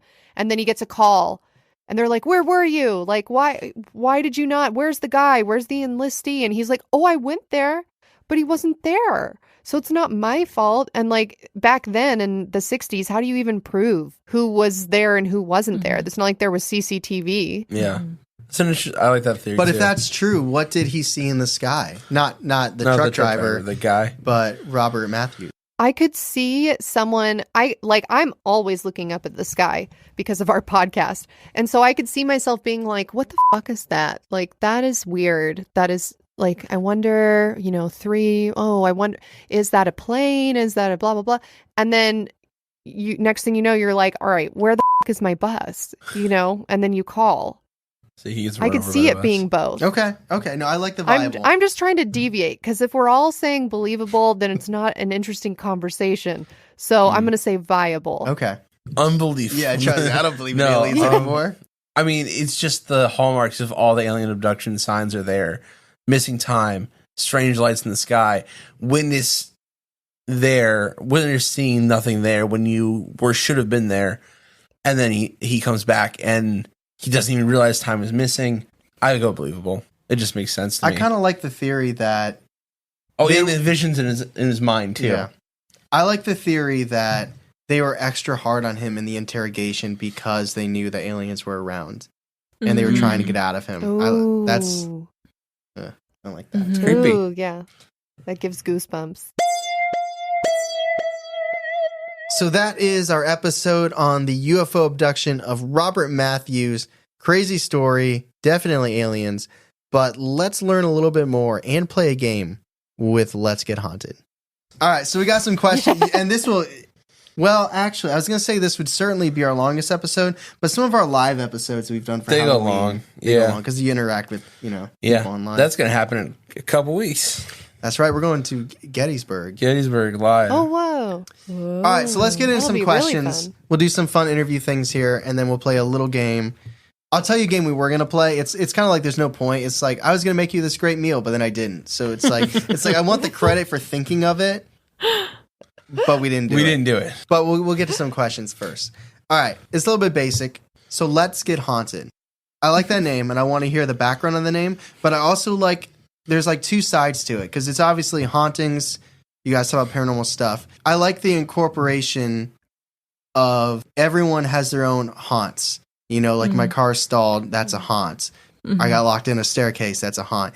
And it makes it like everybody can have their own haunts. It doesn't like, It doesn't have to be supernatural. maybe it's because you haven't had paranormal experience. So you gotta like, It's just the way we cope. No, but so give us a little background on choosing the name, and also did you already know you were going to incorporate those, like we're going to talk about our weekly haunts, or did that just come up through time of recording? I seriously can't remember, but I think wasn't the name like a stupid hashtag from like the beginning of Instagram? Like we used to go on these like trips, Aly. Remember like girls trips, and we'd have like the craziest fucking hashtags. It would be like started from the bottom, now there's beer. It would be like just stupid things like I think one of them was like let's get haunted, right? Yeah. So to answer your question, the second one, the personal haunting thing, that's what came first. Is Nat and I were on one of these girls' trips. We went to go see Crossed Fest, I think it was 2015 or something. And we were just, we were young, just like super drunk. It was the whole like when time. people used to say, let's get weird. But we wanted to take it like a step further. Remember how everyone used to be like, because everyone was watch Workaholics and they were all like, let's get weird. I feel like it was like a riff on that, but it was like one further. Like we're not getting weird. We're going to get haunted. It was also kind of like tongue in cheek for when you are f***ed up and you're doing stupid things that you wouldn't do. Yeah. If you were in your right mind, you could just be like, oh, sorry, I was haunted. Yeah. Like it's a way to kind of like, have that responsibility slide off. You could just be like, oh man, I'm so sorry that like, I can't believe that one time Nat tried to get a police officer to tase her. It's like, oh, sorry, I can't believe I asked that guy to tase me. I was just really haunted last night. Like it was a haunted time. It was just like a funny way to be like kind of make a situation less serious or less of like a big deal. Yeah. It was a way to make light of our responsibilities. But there's relatability in that though, that people can like then start, because it's like if you as a podcast can seep into people's life or like anything, TV shows, like when people start quoting movies, you already know like that movie won, right? Like if you start quoting a movie, it's kind of in you. And it's like any podcast obviously wants to be part of people's routines. Like I'm going to listen to it while I do this or listen to it while I do that. But if people start using your language in their daily life, like that, your podcast has become a part of their daily life, right? So if you provide that for them where they make those jokes with their friends, or like a group of 3 friends all listen to your podcast and something happens that has nothing to do with your show and like, oh, I got haunted this weekend. Like that is like you've moved past they only exist when I listen to them. You know what I mean? So I'm not saying that's I like that part of your success. I mean, it is part of your success. I'm not saying it's like the only thing, but I would definitely say that if you can exist for listeners outside of when they're only listening, and it seems like that was something that really stuck out to me. I'm like, that's so cool. Thank you. That's so smart and fun to think about. And to be clear, it's not just getting drunk. As soon as that left my mouth, I was like, oh, damn, people are going to think that we're just like, no, it wasn't just that. It would be like, maybe you dated someone regrettable and then your friend's kind of poking fun at you. You could just be like, oh, sorry, I was possessed or I was haunted. Like, that's not who I am. That was who I was while I was haunted type of thing.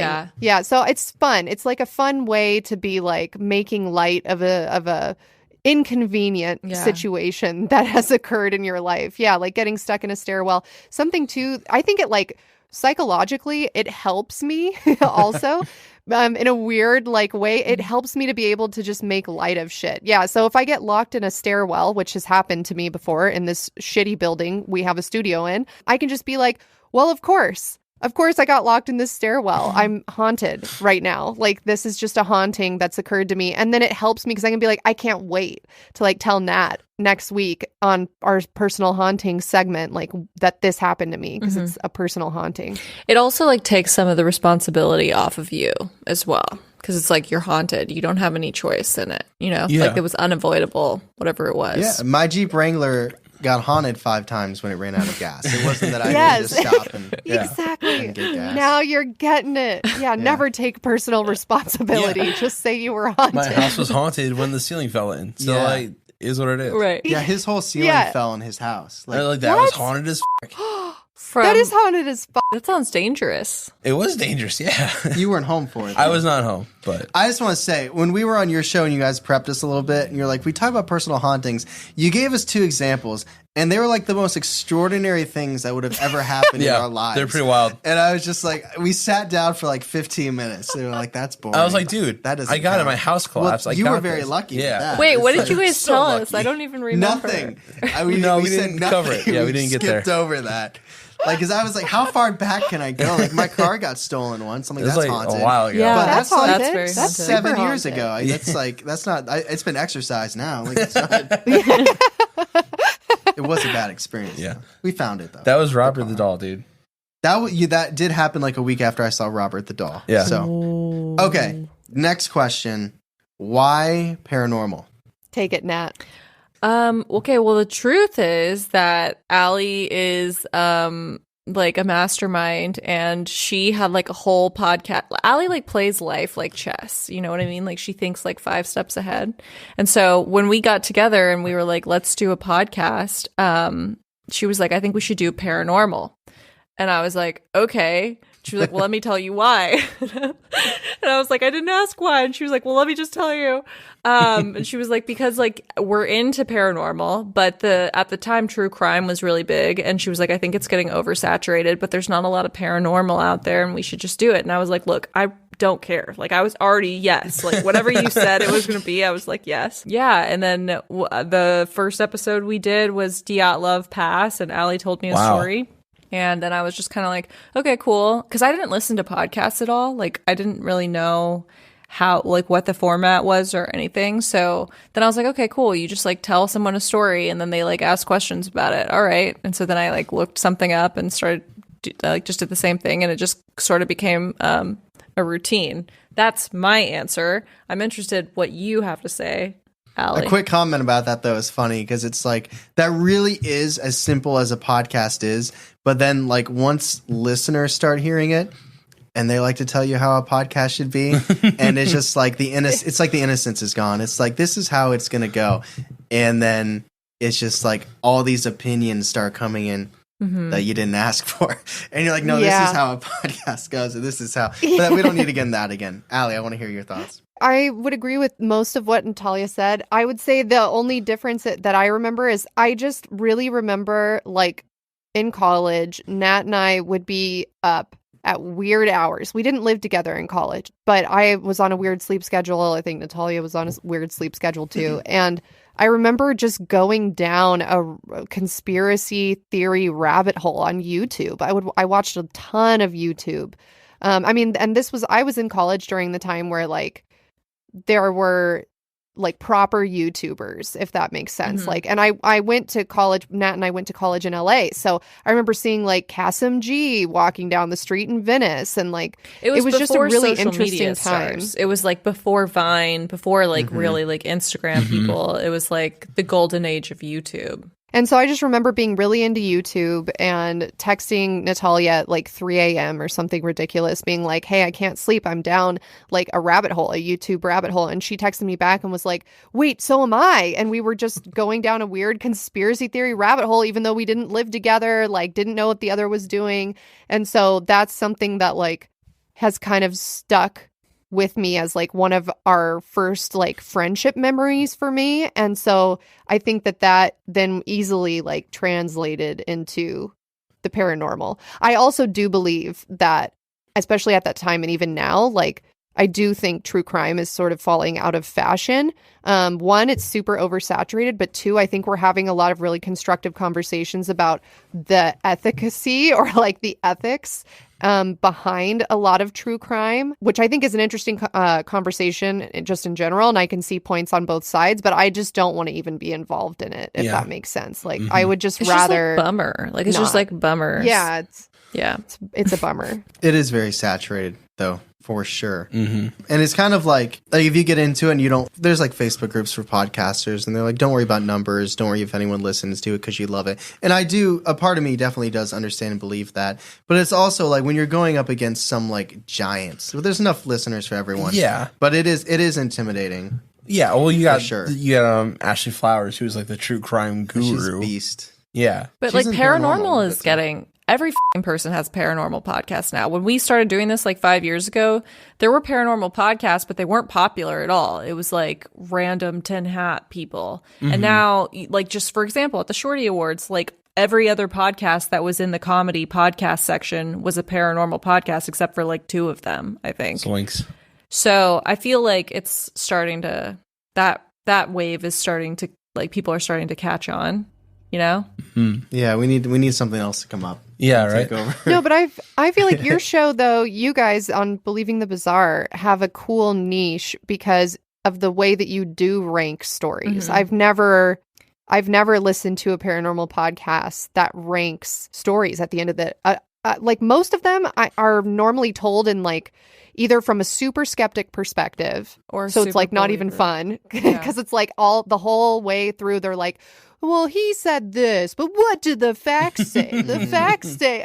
And I'm like, God, I don't want to listen to this. Like, I don't want to be in a lecture. But then the other side of it is just people giving the information with no opinion. And I like when people give their opinion. I like hearing, hey, what does this person think? And you kind of do develop these, maybe parasocial relationship isn't the right word, but like you kind of do develop, like you like the person you're listening to, right? That's part of the reason why you listen to a podcast. So sure, I yeah. like when people that I like listening to then tell me what they think. It's the personal aspect of it, right? Because because there's some really high quality, very good podcasts, but it sounds like you're listening to a history channel, and all they do is tell you the story. And I've used that as sources before, but it's never one I would go back to because it's like I need that personality, you know, like I need to want to care about.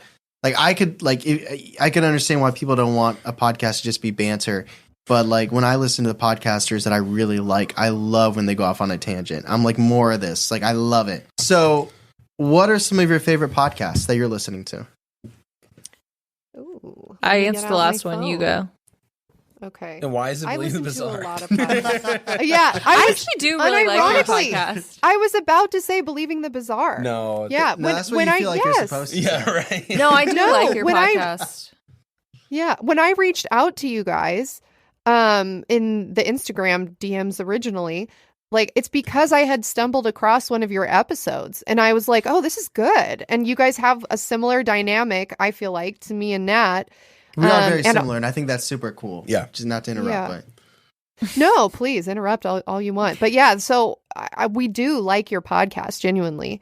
And I am subscribed to you guys. Me too. And you know what? I take that back. I did give you 5 stars on Spotify. I was thinking of Apple where you like have to type something. I'm like, Yeah. I don't know if I've ever like typed anything before, but okay, what else? I listened to Baseball Today, Talkin' Baseball, the MLB podcast, Stuff You Missed in History Class. I love that one. Stuff You Missed in History Class is so good. I like Explore Us too. I don't know if I've ever listened to that. I like one. history podcasts. Yeah, I like listen to a lot of history podcasts, and I watch a lot of like YouTube when I'm driving. Don't tell anyone. No, but I just put like my phone on my dash, yes, and just play like a really long YouTube video that's like 30 minutes long, and it's just like a woman in England like talking about like how medieval peasants like what was their diets. I'm really That's into cool. history. I don't That's know cool. why.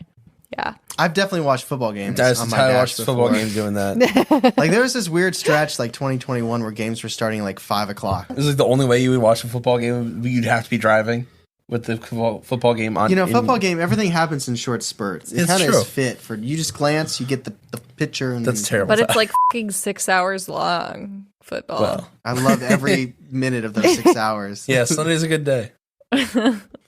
I also listen to Radio Rental. Oh, I mean, yeah. there are sporadic, right? They're only during like Halloween season now, I believe. I think they changed their upload schedule, but I just listened. They just had an episode drop today that I listened to. And Coabana, I fucking love this podcast. I've tried to get the host on our show before, and she has politely declined every time I've asked. So I've stopped. I've only asked twice. I'm not like a psycho. But the first time I asked, we were just starting out. So I was like, oh, maybe that's why she doesn't want to come on. And then last year I asked again, and she was like, no, thanks, which is totally fine. You got a response, well within though. her right. Like it wasn't ignored. Yeah. Oh, yeah. No, I still listen to her. I love her show. She just does...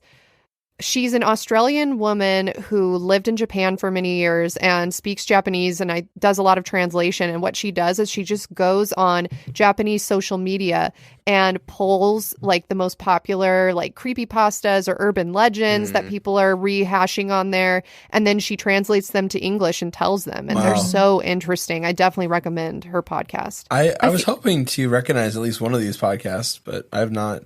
I feel okay. So I'm glad you say that, because I listen to it. Like, those are my cool podcasts that I said, but I listen to a lot of basic shit. Like, I really like the Goop podcast, and I like just like your basic. I don't watch it anymore, but I used to like Call Her Daddy. Yeah.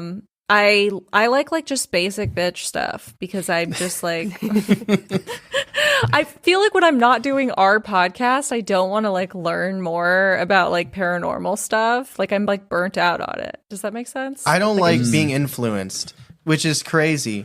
Because like I love I love scary movies, and I love the paranormal, obviously. But I do find myself purposefully not listening to many other paranormal podcasts all the time.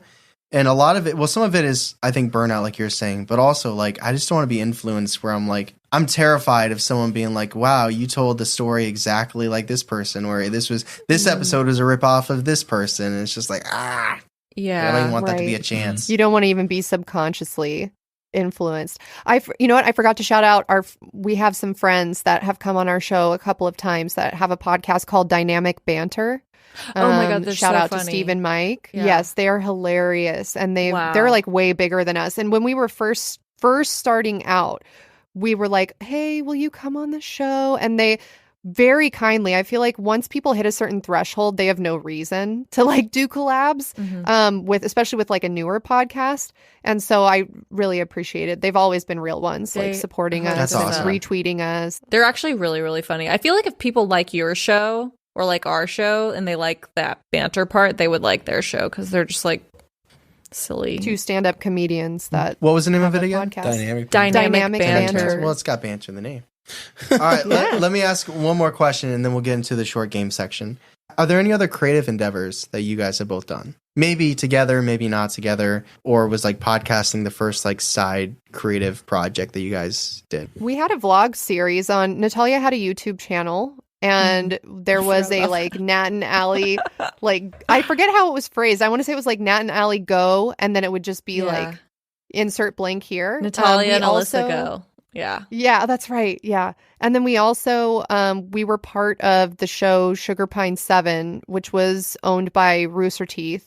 We were like tangentially involved in that. We were like side That was like characters the from most time to legit time. thing either one of us have ever done, and we like didn't know it at the time. It was so random. It was like a YouTube channel with like, I don't know, they had like 1.2 million subscribers, but it was like at a time when, I don't know, that held like a lot of weight, and they had like just gotten picked up by this big production company, and so they had like access to like everything that you could possibly want, and had like budget to do whatever they wanted, and had salary and stuff. And so it was just kind of like this wild time, and the videos were getting so much traffic and so much views. It was like I would open up my Instagram and it would be like, you have like 3,500 new followers today. And I remember being like, this is just so fucking cool. And then it all stopped, and we were all like, what the fuck?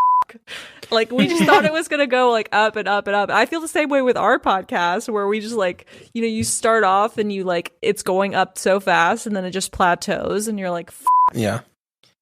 I was wondering where that might have came from, because like Charlie and I have Instagrams, and it's like 125 followers. So it's like the entity, Believing the Bizarre, is bigger than Charlie and myself. Oh, so much where we more. got however many followers on Instagram.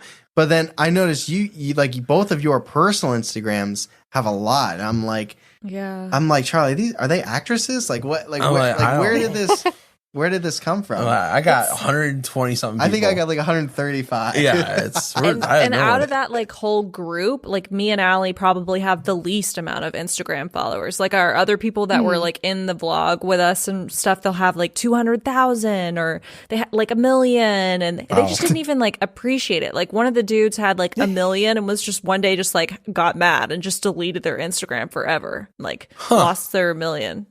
Interesting. Oh my goodness. Well, you guys want to play a fun game? Yes. Yeah. Let me say the game that we didn't play so we get some cred. Also explain this game because I'm going to read a lot. So okay. I mean, I've been talking a lot, but Crimey River. That was what was that? I got things mixed that up. Fiddle? It was a violin. Okay. Small violin. So the game we You're were going to playing play. a fucking fiddle. You're like Crimea River, and you're just like stomping your foot, like having a hoedown. Turn this into a folk song. Things happen. What we were gonna do, but it was kind of like, honestly, I wish we would have done it on your show. One thing that we do on our Patreon is called Remembering the Bizarre, where our producer, who's kind of like our friend who helps us out with a lot of things, he goes back on our old episodes that we haven't listened to in years, and he quizzes us on that episode. And so it's 10 questions. Fun. Yeah, so it's like 10 questions, and he doesn't pick like, he picks the dumbest shit. He does. Like, what did you refer to this cryptid as? Open-ended question. And it's like, oh my God. So it's fun. Yeah, it's fun to see what we remember. So we were going to go back to one of your older episodes and quiz you on it, but it just But didn't. you That didn't would've do been that? so That would have been cool. so fun. Yeah, we'll Why do are it you again. telling us this? We'll Next do time we get together, another. we'll do Now that. we have to do another collab. See, Yeah. now you have to have us, Yeah. invite us over again, and we'll promise We've you never we'll done do a that. live show, so maybe that could be something. That would be like, dope. Do a live show. That would be Scary. cool. That'd We'll be like really stream fun. live on YouTube so that like both of our listeners can be in, That would be in the really comment cool. section. Actually, we'll figure something out. But so that's not the game we're playing today. That's a tease for a future game. The game we're playing today is one that we call Do You Believe the Bizarre, which would have other been called Would You Rather. Yeah. So we're gonna read two short paranormal stories for you. One is real and one is fake. Oh, I love this. And you have to guess which one you think is which. Okay. I'm Okay. gonna go quiet. One is now. real, two are fake. No. Well, that's how we do it on Patreon. But no, we have two stories. One of them, one's real, okay. one's fake. one of them was submitted to us by one of our listeners and is real, Okay. as far as we believe it's real. And the other one was written by one of us. Okay, Love let's it. go. Go quiet now. All right. Story 1. Hey guys, I love your podcast. My story takes place in a nursing home that I work at. I was in a rural town about 40 minutes away from my house. I've worked in healthcare for the last 20 years as a nurse and nursing home administrator. If you've ever worked in a nursing home, you probably are very familiar with that little old man or woman that has dementia, yells continuously, and wheels themselves in and out of their residence room. It can be like herding cats on crack. My facility had a little old white-haired lady who was blind, hard of hearing, would yell and troll the hallways, and we're going to call her Mrs. Jane. I, along with my department staff, would take turns keeping an eye on Miss Jane throughout the day. Most days, I would give her a snack and listen to her ramble. I have to say she was a favorite of mine. One particular day, we were short-staffed, so I stopped in and was getting her ready for the day. I had just assisted her with her lipstick. I had turned around to the sink and put the item away when I felt a cold chill. I looked in the mirror where I saw her turn her head to the side as if she was seeing someone. She then turned her head in my direction. Remember, she had dementia and is blind. And she said to me, "You look like your grandmother." Oh, don't like that. Your grandmother says hi. No one except my family called her by her first name, which was Eden.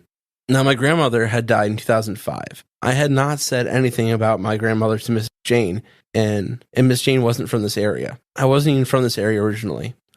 Needless to say, I about shit myself as I went stumbling out of her room.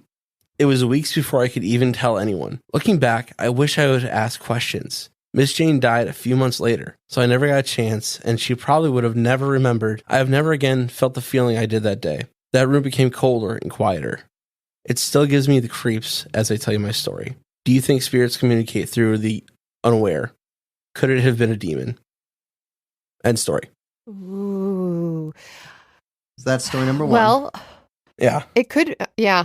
I mean, I'm not going to make my guess yet because I haven't heard story number 2. I just want to say, I do see how it's believable that like creepy shit happens in nursing homes. I feel like nurses probably have the highest amount of hauntings per capita. What's the Yeah, I opposite mean, of there's so much- romanticizing something? It's the opposite of romance. Reality? Tinder. Abhorrence. Tinder. I mean, I just feel like whatever the opposite of romanticizing is what that person just did for the elderly, you know? Oh. Yeah. Repugnacizing. Yeah, because it's like we are already like Bastardizing. uncomfortable with, you know, getting old, and we're uncomfortable with the elderly, I think, as in a society. But then to just like add on that Yeah. they're also haunted is like, so it's a whole, it's a whole other, It's a whole It all another goes layer downhill. of just yeah. shit you don't want when you're older. Are you guys ready for story number 2? Yes. Hey, Tyler and Charlie.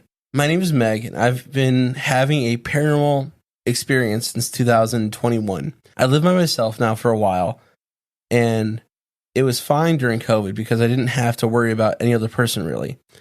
I didn't leave the house, and my work got switched to at home, and I ordered groceries and anything else I needed.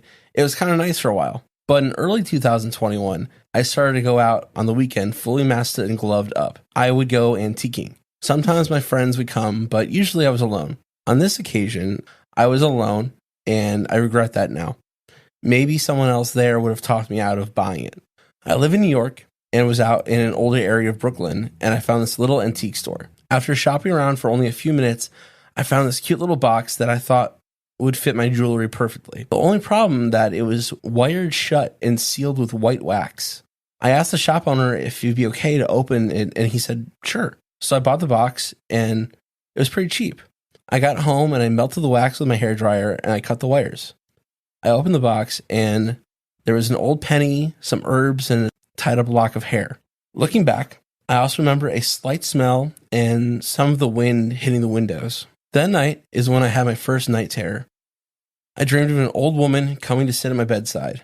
I thought it may have been my grandmother at first, but the vibe was like kind of off. And she turned her head to look at me, and her mouth stretched all the way up to her eyes, and she had pointed teeth. That's when I woke up. I could still smell that smell from earlier, too. I had this dream every day for a month before anything happened in my home. But that's when I started to notice things going missing. Cups, toilet paper rolls, eyelash curlers, things like that. But after that, that's when my dreams started to get scarier. The old woman would stop sitting, and she started to stand next to my face and chant what felt like hours. No. After talking to my friends, I said, fuck this, and put salt in the box and everything else that was in it before, and wrapped it in wrapping paper and threw it in the trash. It left the next day. Unfortunately, I don't think they got rid of it completely. I still have dreams where I can see her in the background or still hear her chants. End story. They just ended it like Jesus. that? Yeah. So one is real and one was written by one of us. Story number 2 better not be real, because if that's real, I'm moving to another planet, or I don't know. I don't know what I'm doing. That's not the type of haunting you want? Yeah. It's not. No, that one. I wanted to say, I like this game. I wanted to say that number 2 was real because it didn't seem like if I were to sit down and write a story, I wouldn't think to be like, oh yeah, like during the pandemic, like there was like a lot of exposition with it, you know? But part of me is like, I think maybe that could be one of you guys. Specifically, I feel like Charlie wrote that second one. We have to Interesting. vote. Yeah. Oh, we I have was to seeing vote? if there was a reaction. Light work, no reaction. Yeah. I would say I don't want the second one to be true, which is interesting. I'm so comfortable with the idea of aliens, but I don't want an old woman with her hair With her in a teeth box, up to her eyes. with her teeth Yeah. screaming at me in the middle of the night. Because you know what it is? Aliens, they leave after one time most of the They time. leave. They They GTFO. don't come back. Yeah, They don't just come leave. back. They got alien shit They to don't do. live here. There's no child Yeah, support. they're scientists or something. Yeah. But then just an Nerds. old ghost woman screaming at you because you have her hair. I don't. Oh, That's really well said, Allie. You're right about that. Yeah. I don't know. I think the first one was fake. I don't know. Let me just say the first one was fake. I feel like in my heart the second one was fake, but Aly already said that, so I'm gonna just split. Do you guys want to go You know together? what's interesting? My gut said the first one was fake, but now I heard the second and it's more scary. So I want the second to be fake. Why don't you? We'll do like 1, 2, 3, and then you just say 1 or 2. That way you're not influenced by the other person. Yeah, okay, yeah. which one's fake? All right. Yeah. So Yeah. you vote for the one you think is fake. Yeah. Okay. Okay. All right. All right. 3, 2, 1. 2. 2. Okay. You're right. Yeah, I made that one. And you I even wrote got that it. It one. was Charlie that wrote it. I did. Charlie, you did a great job. That was really well Oh written. my gosh, you. is that my freaked me psychic out. power? I gotta save us from a potential bad review. The grandmother's name was Edna Earl. Not Yeah. Eden. What did I say? I was saying it Well, wrong. you were sight reading it. I You had did never sight seen read. that before. I'd not seen that story I before. literally gave him that story like an hour or two. Well, it Edna wasn't during Earl. this. She said We've the heard name. this. Edna Mispronounced Earl. all the I don't want to time. get her grandma's name wrong. And this was sent to us like over a year ago, so she might not listen anymore. Charlie, that story was fucked up. You need help. Thank you. need serious psychiatric help. I took it from a Divic box. That was the idea. I asked him like, "What was your story about?" He said, "Big box." I'm like, "Oh, this is gonna be good." Yeah. Ugh. I wrote to my wife. Yeah. She was like, "Well, I don't know." I was like, "Thanks, honey. I love you too." She's like, Yeah, "I but love that's- this detail." Is she like immune to the paranormal? I feel like Nat and I both have partners that That just don't. could not care less. Did she listen to your podcast? She just listened to the one from about a year ago, so she's a little behind. But she's a little tougher than I am. Honestly, she watches horror movies and doesn't care. Yeah, Charlie Oh, can't wow. watch horror movies, Yeah. but you've been watching horror movies. Like, I'm very but impressed with what she's you've been like able to do. not scared at all. I'm like, "What's wrong with you?" And she's like, "I don't know." I love her. Anyway. All right, You're two halves of a Perfect whole. match. we got a few more questions for you, and then we'll wrap this fun thing up. What is, and you can take this, you can each take this any way you want. I think there's 2 different ways. What is a favorite episode? But it doesn't have to be content. If it's based on what you guys talked about, that can be your answer too. But it can also be like a favorite recording session of Oh. that topic. So however you want to take the question, favorite episode you've done.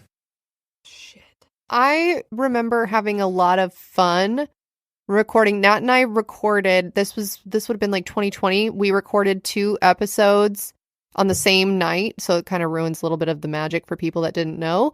And I just remember having a lot of fun doing it. It was the Kuman Tong Yeah. episode and the It's Steven's bedroom. the other one was hold on. It was it's on the tip of my Was it tongue. Poplick? It was my episode, Scratching Fanny. Oh, Scratching Fanny. Yeah, I was about to say, I like the first few episodes that we did, like the first season, second season episodes were super fun because it was so chaotic. Like, we did not have our shit together at all. And so the circumstances that would happen surrounding the podcast had so much material for us to like pull from. And, you know, it was just a different time in our lives. Like, we were like single-ish or like kind of, and Not haunted yet, or being haunted, maybe. yeah, it was just like I felt like there was a lot less responsibility in both of our lives, and so the podcast was more like fun. Like it literally was just like 2 friends getting together, and like shit's all crazy now. Like now we're like on this crazy schedule, and there's so many fucking rules, and it's like 5 seasons in, and we have all these people depending on us. She lives in LA, I live in Georgia. We're like, you know what I mean? It's not. I don't know if we'll ever like feel that sort of like freedom. We feel it when we get together. Like I think when we like met up in New York recently or whatever, like there's enough chaos happening that there's like things that are not planned happened, and so there's like more material to pull from. But otherwise, like sometimes it's kind of hard for us to like be funny and like be in the moment and whatever when we're just thinking about like, oh shit, we have this upload schedule and like I'm gonna have to edit this and like I gotta work around like my day job and my kid, and like Aly has to work around her job and like her responsibilities and family and like medicine and all, you know what I mean? It's just, yeah, maybe we're romanticizing the past. I don't know.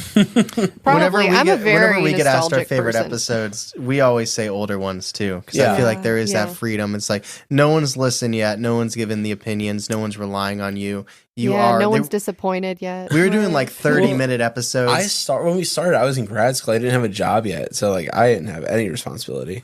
Right. Well, some, but It's funny because like there are all those new stressors now, but I wouldn't change it, right? Like I wouldn't change where we're at, but it is completely different than how it used to be. No, we're like too mature. Yeah, we're definitely grateful. Yeah, we're like too mature to do that again. Like, I don't think we can like record like in a boyfriend's like basement or whatever anymore. Like, it just wouldn't work. I was about to say, speaking of interesting locations, the Lars Matonk episode, the mysterious disappearance of Lars Matonk that we did, we recorded that in an airplane hangar because Nat went on a Tinder date with a guy who lived in an airplane hangar because he flew planes, and she was like, hey, I'm coming like closer. I had just moved back to my hometown, which is very, very close to LA, but it seems far when you're used to being in LA. And she was like, hey, I'm going on this date with this guy. He lives at the Santa Paula airport, which is like, it was like the halfway point for both of us. We were having this challenge of trying to find halfway points for us to record at because we weren't living together and we weren't in the same city anymore. And so we went to this guy's fucking airplane hangar that he lived in, and we just pulled Nat's car into the airplane hangar. We had all these cables running into the car with like the windows cracked and the cables running through so we could plug in our mixer and our microphones. And we recorded that episode entirely in a car. Huh. Yeah, those are probably my favorite memories of like trying to find places to record. Yeah. Yeah. I was going to say, the audio you would get in a hangar sounds awful. The echo alone. Like a we've done worse. Gymnasium. Yeah, we've done worse. We recorded in a bathroom once. That was terrible. Because we didn't really know what we were doing either. It was more about just like getting us together because I lived in the city in LA and she lived in Ventura. And so it was like an hour and a half between both of us. So we had to like pick places to meet between both of us. Yeah. You don't have those problems in Ohio quite as much. No, I know. It's mostly just off 77. Yeah. Have you guys ever been to Ojai? Yes. Yeah. Mm-hmm. Have you gotten ice cream in Ojai? Yeah. No. Is there an ice cream shop there? I don't know. Did you used to watch the show Ojai? That show? No, we did. There was what was the story? The Charman. Charman, which is an urban legend from Ojai. And we were like sent this submission. We're not sent. We found it. Yeah. And it was like they went and got ice cream from Ojai. Ojai. Ice cream. Yeah. And for whatever reason, you were like fixated on it. Sounded awesome. It sounded really good. Ojai, I will say Ojai now has a reputation of like, you don't live there unless you're like pretty rich. Yeah, I was going to say it's like really, really wealthy. Yeah. Yeah, like wealthy you part of it's Ventura. like Malibu of Ventura. Their staff makes them ice cream. They don't go out and get ice cream. Oh, I see. They have cows that they milk for their ice cream. Like I'm pretty sure that's where like Gigi Hadid and stuff and them like Reese live over there. Witherspoon. Yeah. Oh. Wow. It's like big ranches with like giant hacienda houses. So they have nothing better to do than go on Reddit and talk about urban legends. Yeah, well, they have cows up in Jefferson that make ice cream. That's I mean, true. now that I've said that, I'm like, there's probably one person that lives. Ojai is so small, and I'm sure my luck would be one person from Ojai is listening to this, and they're like, I'm offended. I'm only upper middle class, not upper class. Like, I okay, doubt there's it. probably I have 2 exceptions. cars. yeah. And one of them's over 3 years old. Yeah. I only have 2 maids, and they only come, 3 times a week. They don't live with me. I know that was random, but it just made me think. I know we don't know many people in the area. It's beautiful. So it's beautiful. I definitely recommend it. They have a beautiful spa that's way too expensive for me to be able to afford, and they've got beautiful Airbnbs. There's a dope resort it's really there. nice. Like the Ojai spa, whatever. I think that's what you're talking about. Yeah. Let's just start Ojai saving Valley up money, and then we can Ojai afford to get Valley. ice cream there. yeah, that's one. California, LA specifically is one of my favorite places. $85 scoop of vanilla ice cream. That sounds amazing. If you guys go to Ojai, hit me up because I work on a ranch that is like near Ojai, but not in Ojai. Cool. Okay. Then you could come, you could look at all the crops. You could see, I'm sure some hauntings will be happening. For sure. My companies that I work for is based out of California, and I've never been. So I work I'll for just this go and you just state. go Oh, with you me. got to go to California once. You got to see what it's all about. It's awesome, dude. It's great. I'm not opposed to going. I just haven't gone. Let's go. Okay. Okay. Okay, here's a proposition that could fall through. So we don't have to do it, guys. But Okay. if you guys are flying in and you give enough notice, maybe Nat will fly in and then we can all record something like Ooh. in person. You never know. Okay. yeah. That sounds like a lot of fun. Just throwing it out there. You yeah, said that like or we didn't any believe it, location, I any think it'd be a haunted whole lot of location fun. too. I'm not opposed. I've been trying to get Alyssa to come to this side of the country. I want her to go to like Virginia or like I want to go to like some haunted shit, you know? Yeah, Mansfield. Ohio. We were supposed to go to Ohio University. That was like one of our first episodes that we did. Oh, and it's super haunted. And everyone was like, oh, actually, I have a friend from Ohio who went there and he was on our podcast and talked about how he went there and it was haunted. I asked my cousin about that and she was like, no, I don't know. You guys stood up. Yeah, she didn't say anything. Maybe she has a lot of trauma. I don't think so. I think she's just busy with her kids. I would be down to do a meetup in California. What are the future plans for Let's Get Haunted? If there's any future plans, like what is on the horizon? I hope something. We'd like good. to do a book. Yeah, I hope something good. I hope like we have an editor. I know that feeling. I understand that. Yeah. Yeah, I'd like to do a book. I'd like to, like, you know, each chapter is a different episode we've done, and we write the chapters that correspond to the episodes we've done. I would like to do that. I think that could be really fun. That's a cool idea. That is really I want to do a haunted travel show. I like having a podcast because I like having fans. Like I like having like a community, and I like feeling like, like a community. But I've always liked being in front of the camera more than like on the editing side of it, if that makes sense. And I want to go, like, I just want to travel, and I want to do like improv. Like I want it to be like a reality show, like a travel reality show, like haunted. Well, kind of that like makes Ghost sense. Adventures, but more real, more like, less like grounded. Oh, what was that? You know? Well, you started in YouTube with vlogging, so that makes sense then that kind of was where you started.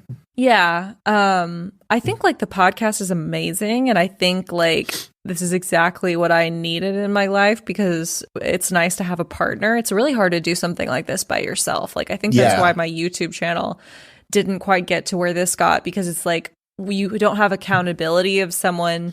Like the only reason I do this shit when I don't want to is because I don't want to let Alyssa down. You know, there's been days where I'm like, I don't give a fuck about this stupid fucking podcast or ghosts or aliens or any of this. And I'm like, no, but you have to do it because like you're not just letting yourself down, you're letting Alyssa down. Like it's like a partner.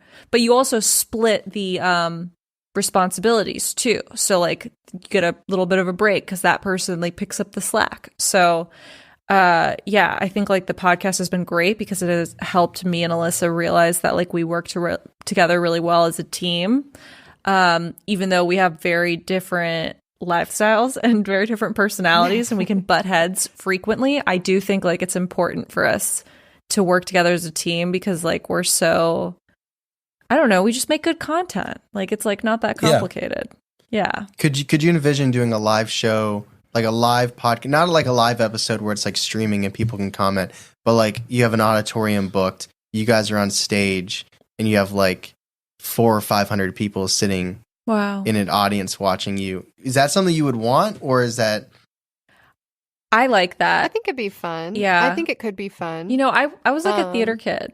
Like I like the limelight. I like I could see myself like stepping out and being like Taylor Swift, like just like walking out into the middle of the crowd and like putting my arms up in the sky, and everyone's like, "What is she doing?"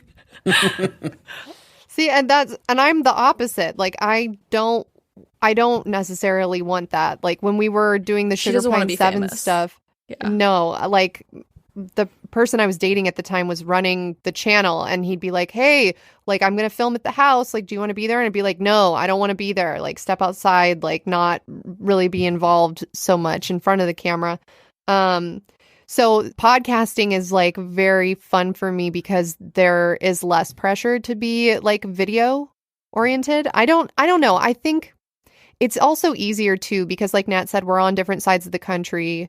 We're on like different schedules, different lifestyles. And so if we both had to not only be on camera, but like find a time where like sometimes, you know, I get off work, she just puts her kid down to sleep, and then we hop on a call and like I'm covered in dirt and she has wet hair in a bathrobe and we're recording and nobody knows. And like, that's nice. I feel like sometimes with the video, but you guys do video. So how do you feel about like, do you think there's a difference?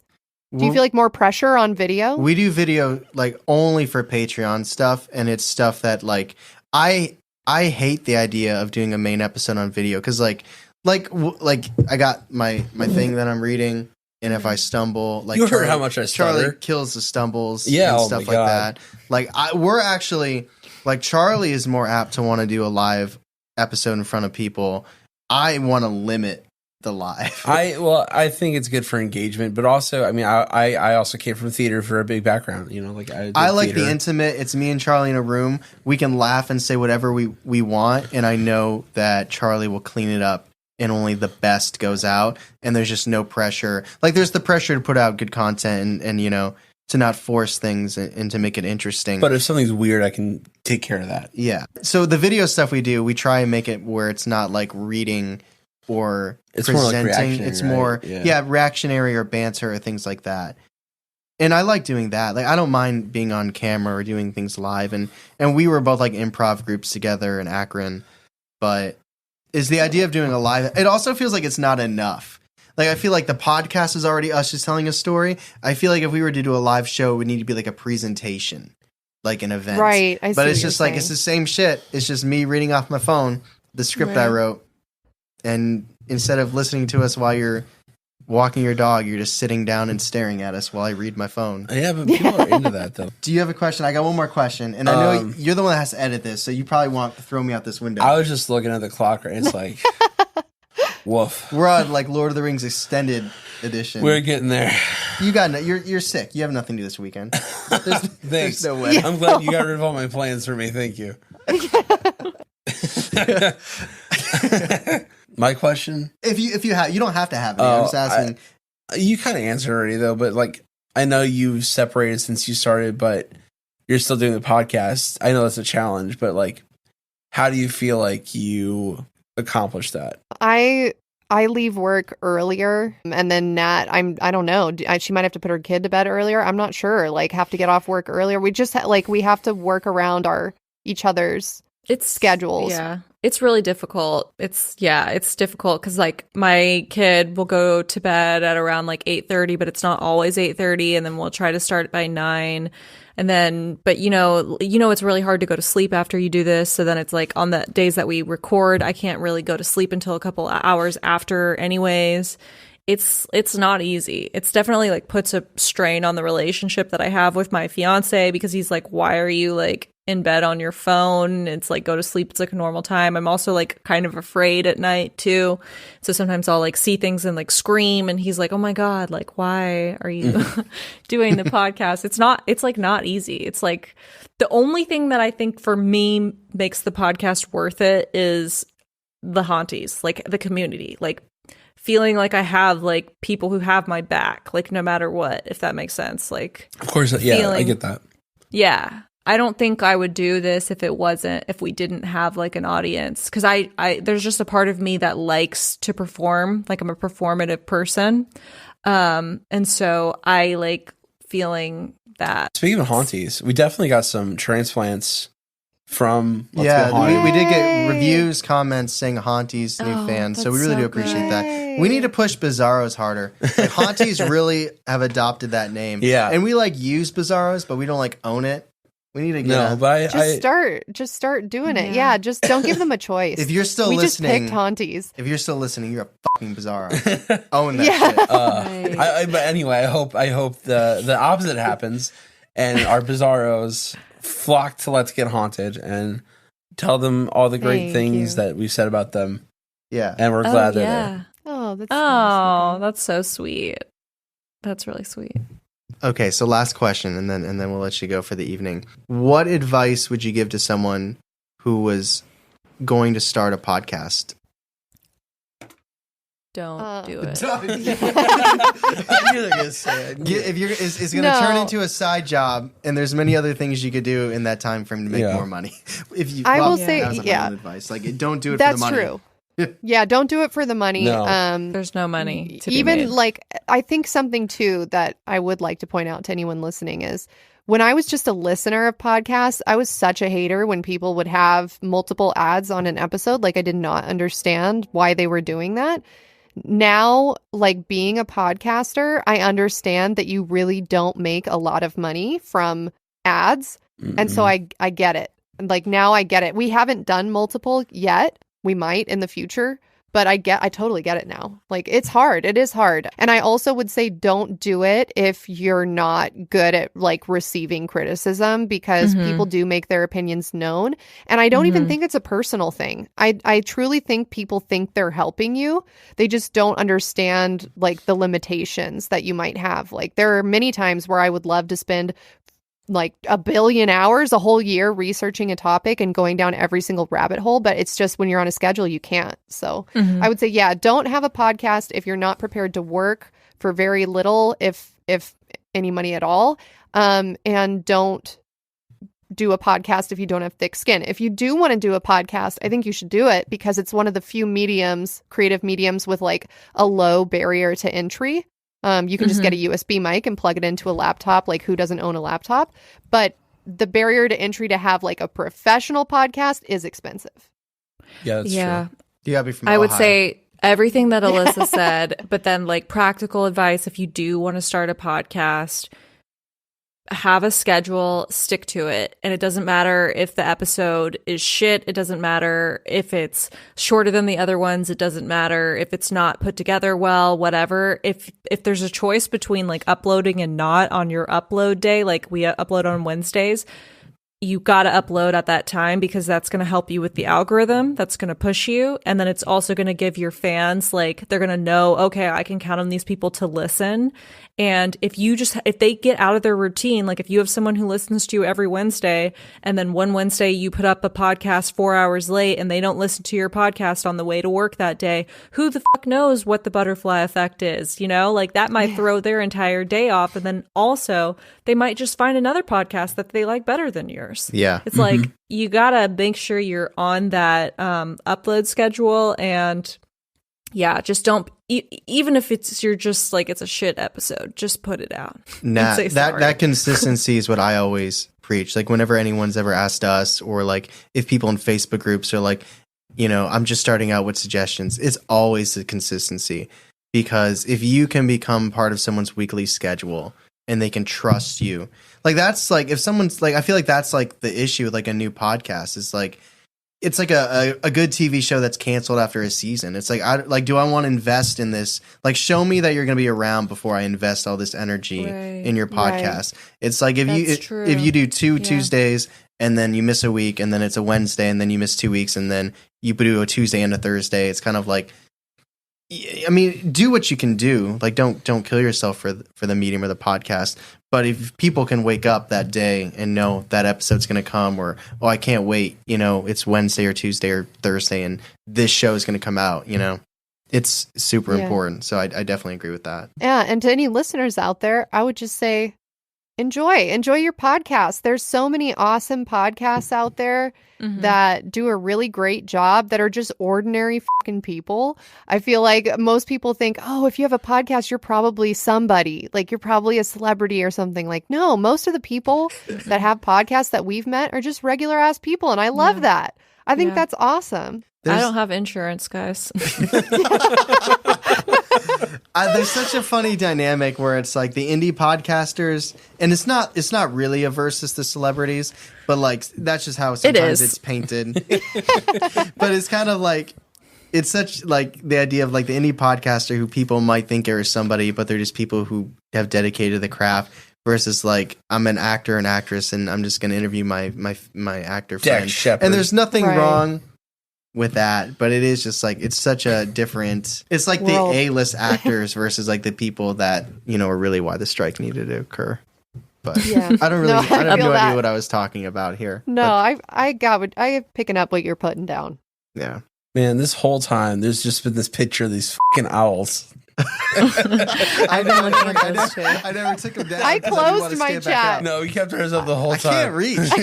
Like, it is so far away. Fine. You know what? It's just funny to me.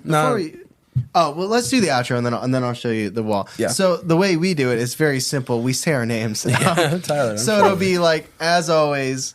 Tyler. Oh, is that how it goes? Yeah. It's weird without going into it. As always, I'm Tyler. So we'll just do, as always, I'm Tyler. I'm Charlie. And then you would just say I'm, and then your name. And then we'll say catch. You want to go first, Aly, and then I'll go last? Catch us next week. And then I'll say catch us next week on Believe in Bizarre. And then you would podcast as bizarre as you are. And then that's it. Yeah. Oh, do you guys want to say a podcast as bizarre as you are? Oh, Yes. yes. Can we say it Okay. at the same time? Please. Yeah. It's going to be so delayed and When f***ed do up we say when it you're after? Okay, so it'll be like, as always, the end, I'm right? Tyler. And I'm Charlie. I'm Aly. And I'm Nat. And catch us next week on Believing the Bizarre. A podcast as bizarre as you are. Yes, That's pretty good, that was actually. we could probably use that, but we won't use that. All right. You ready? Yeah. All right. As always, I'm Tyler. And I'm Charlie. I'm Aly.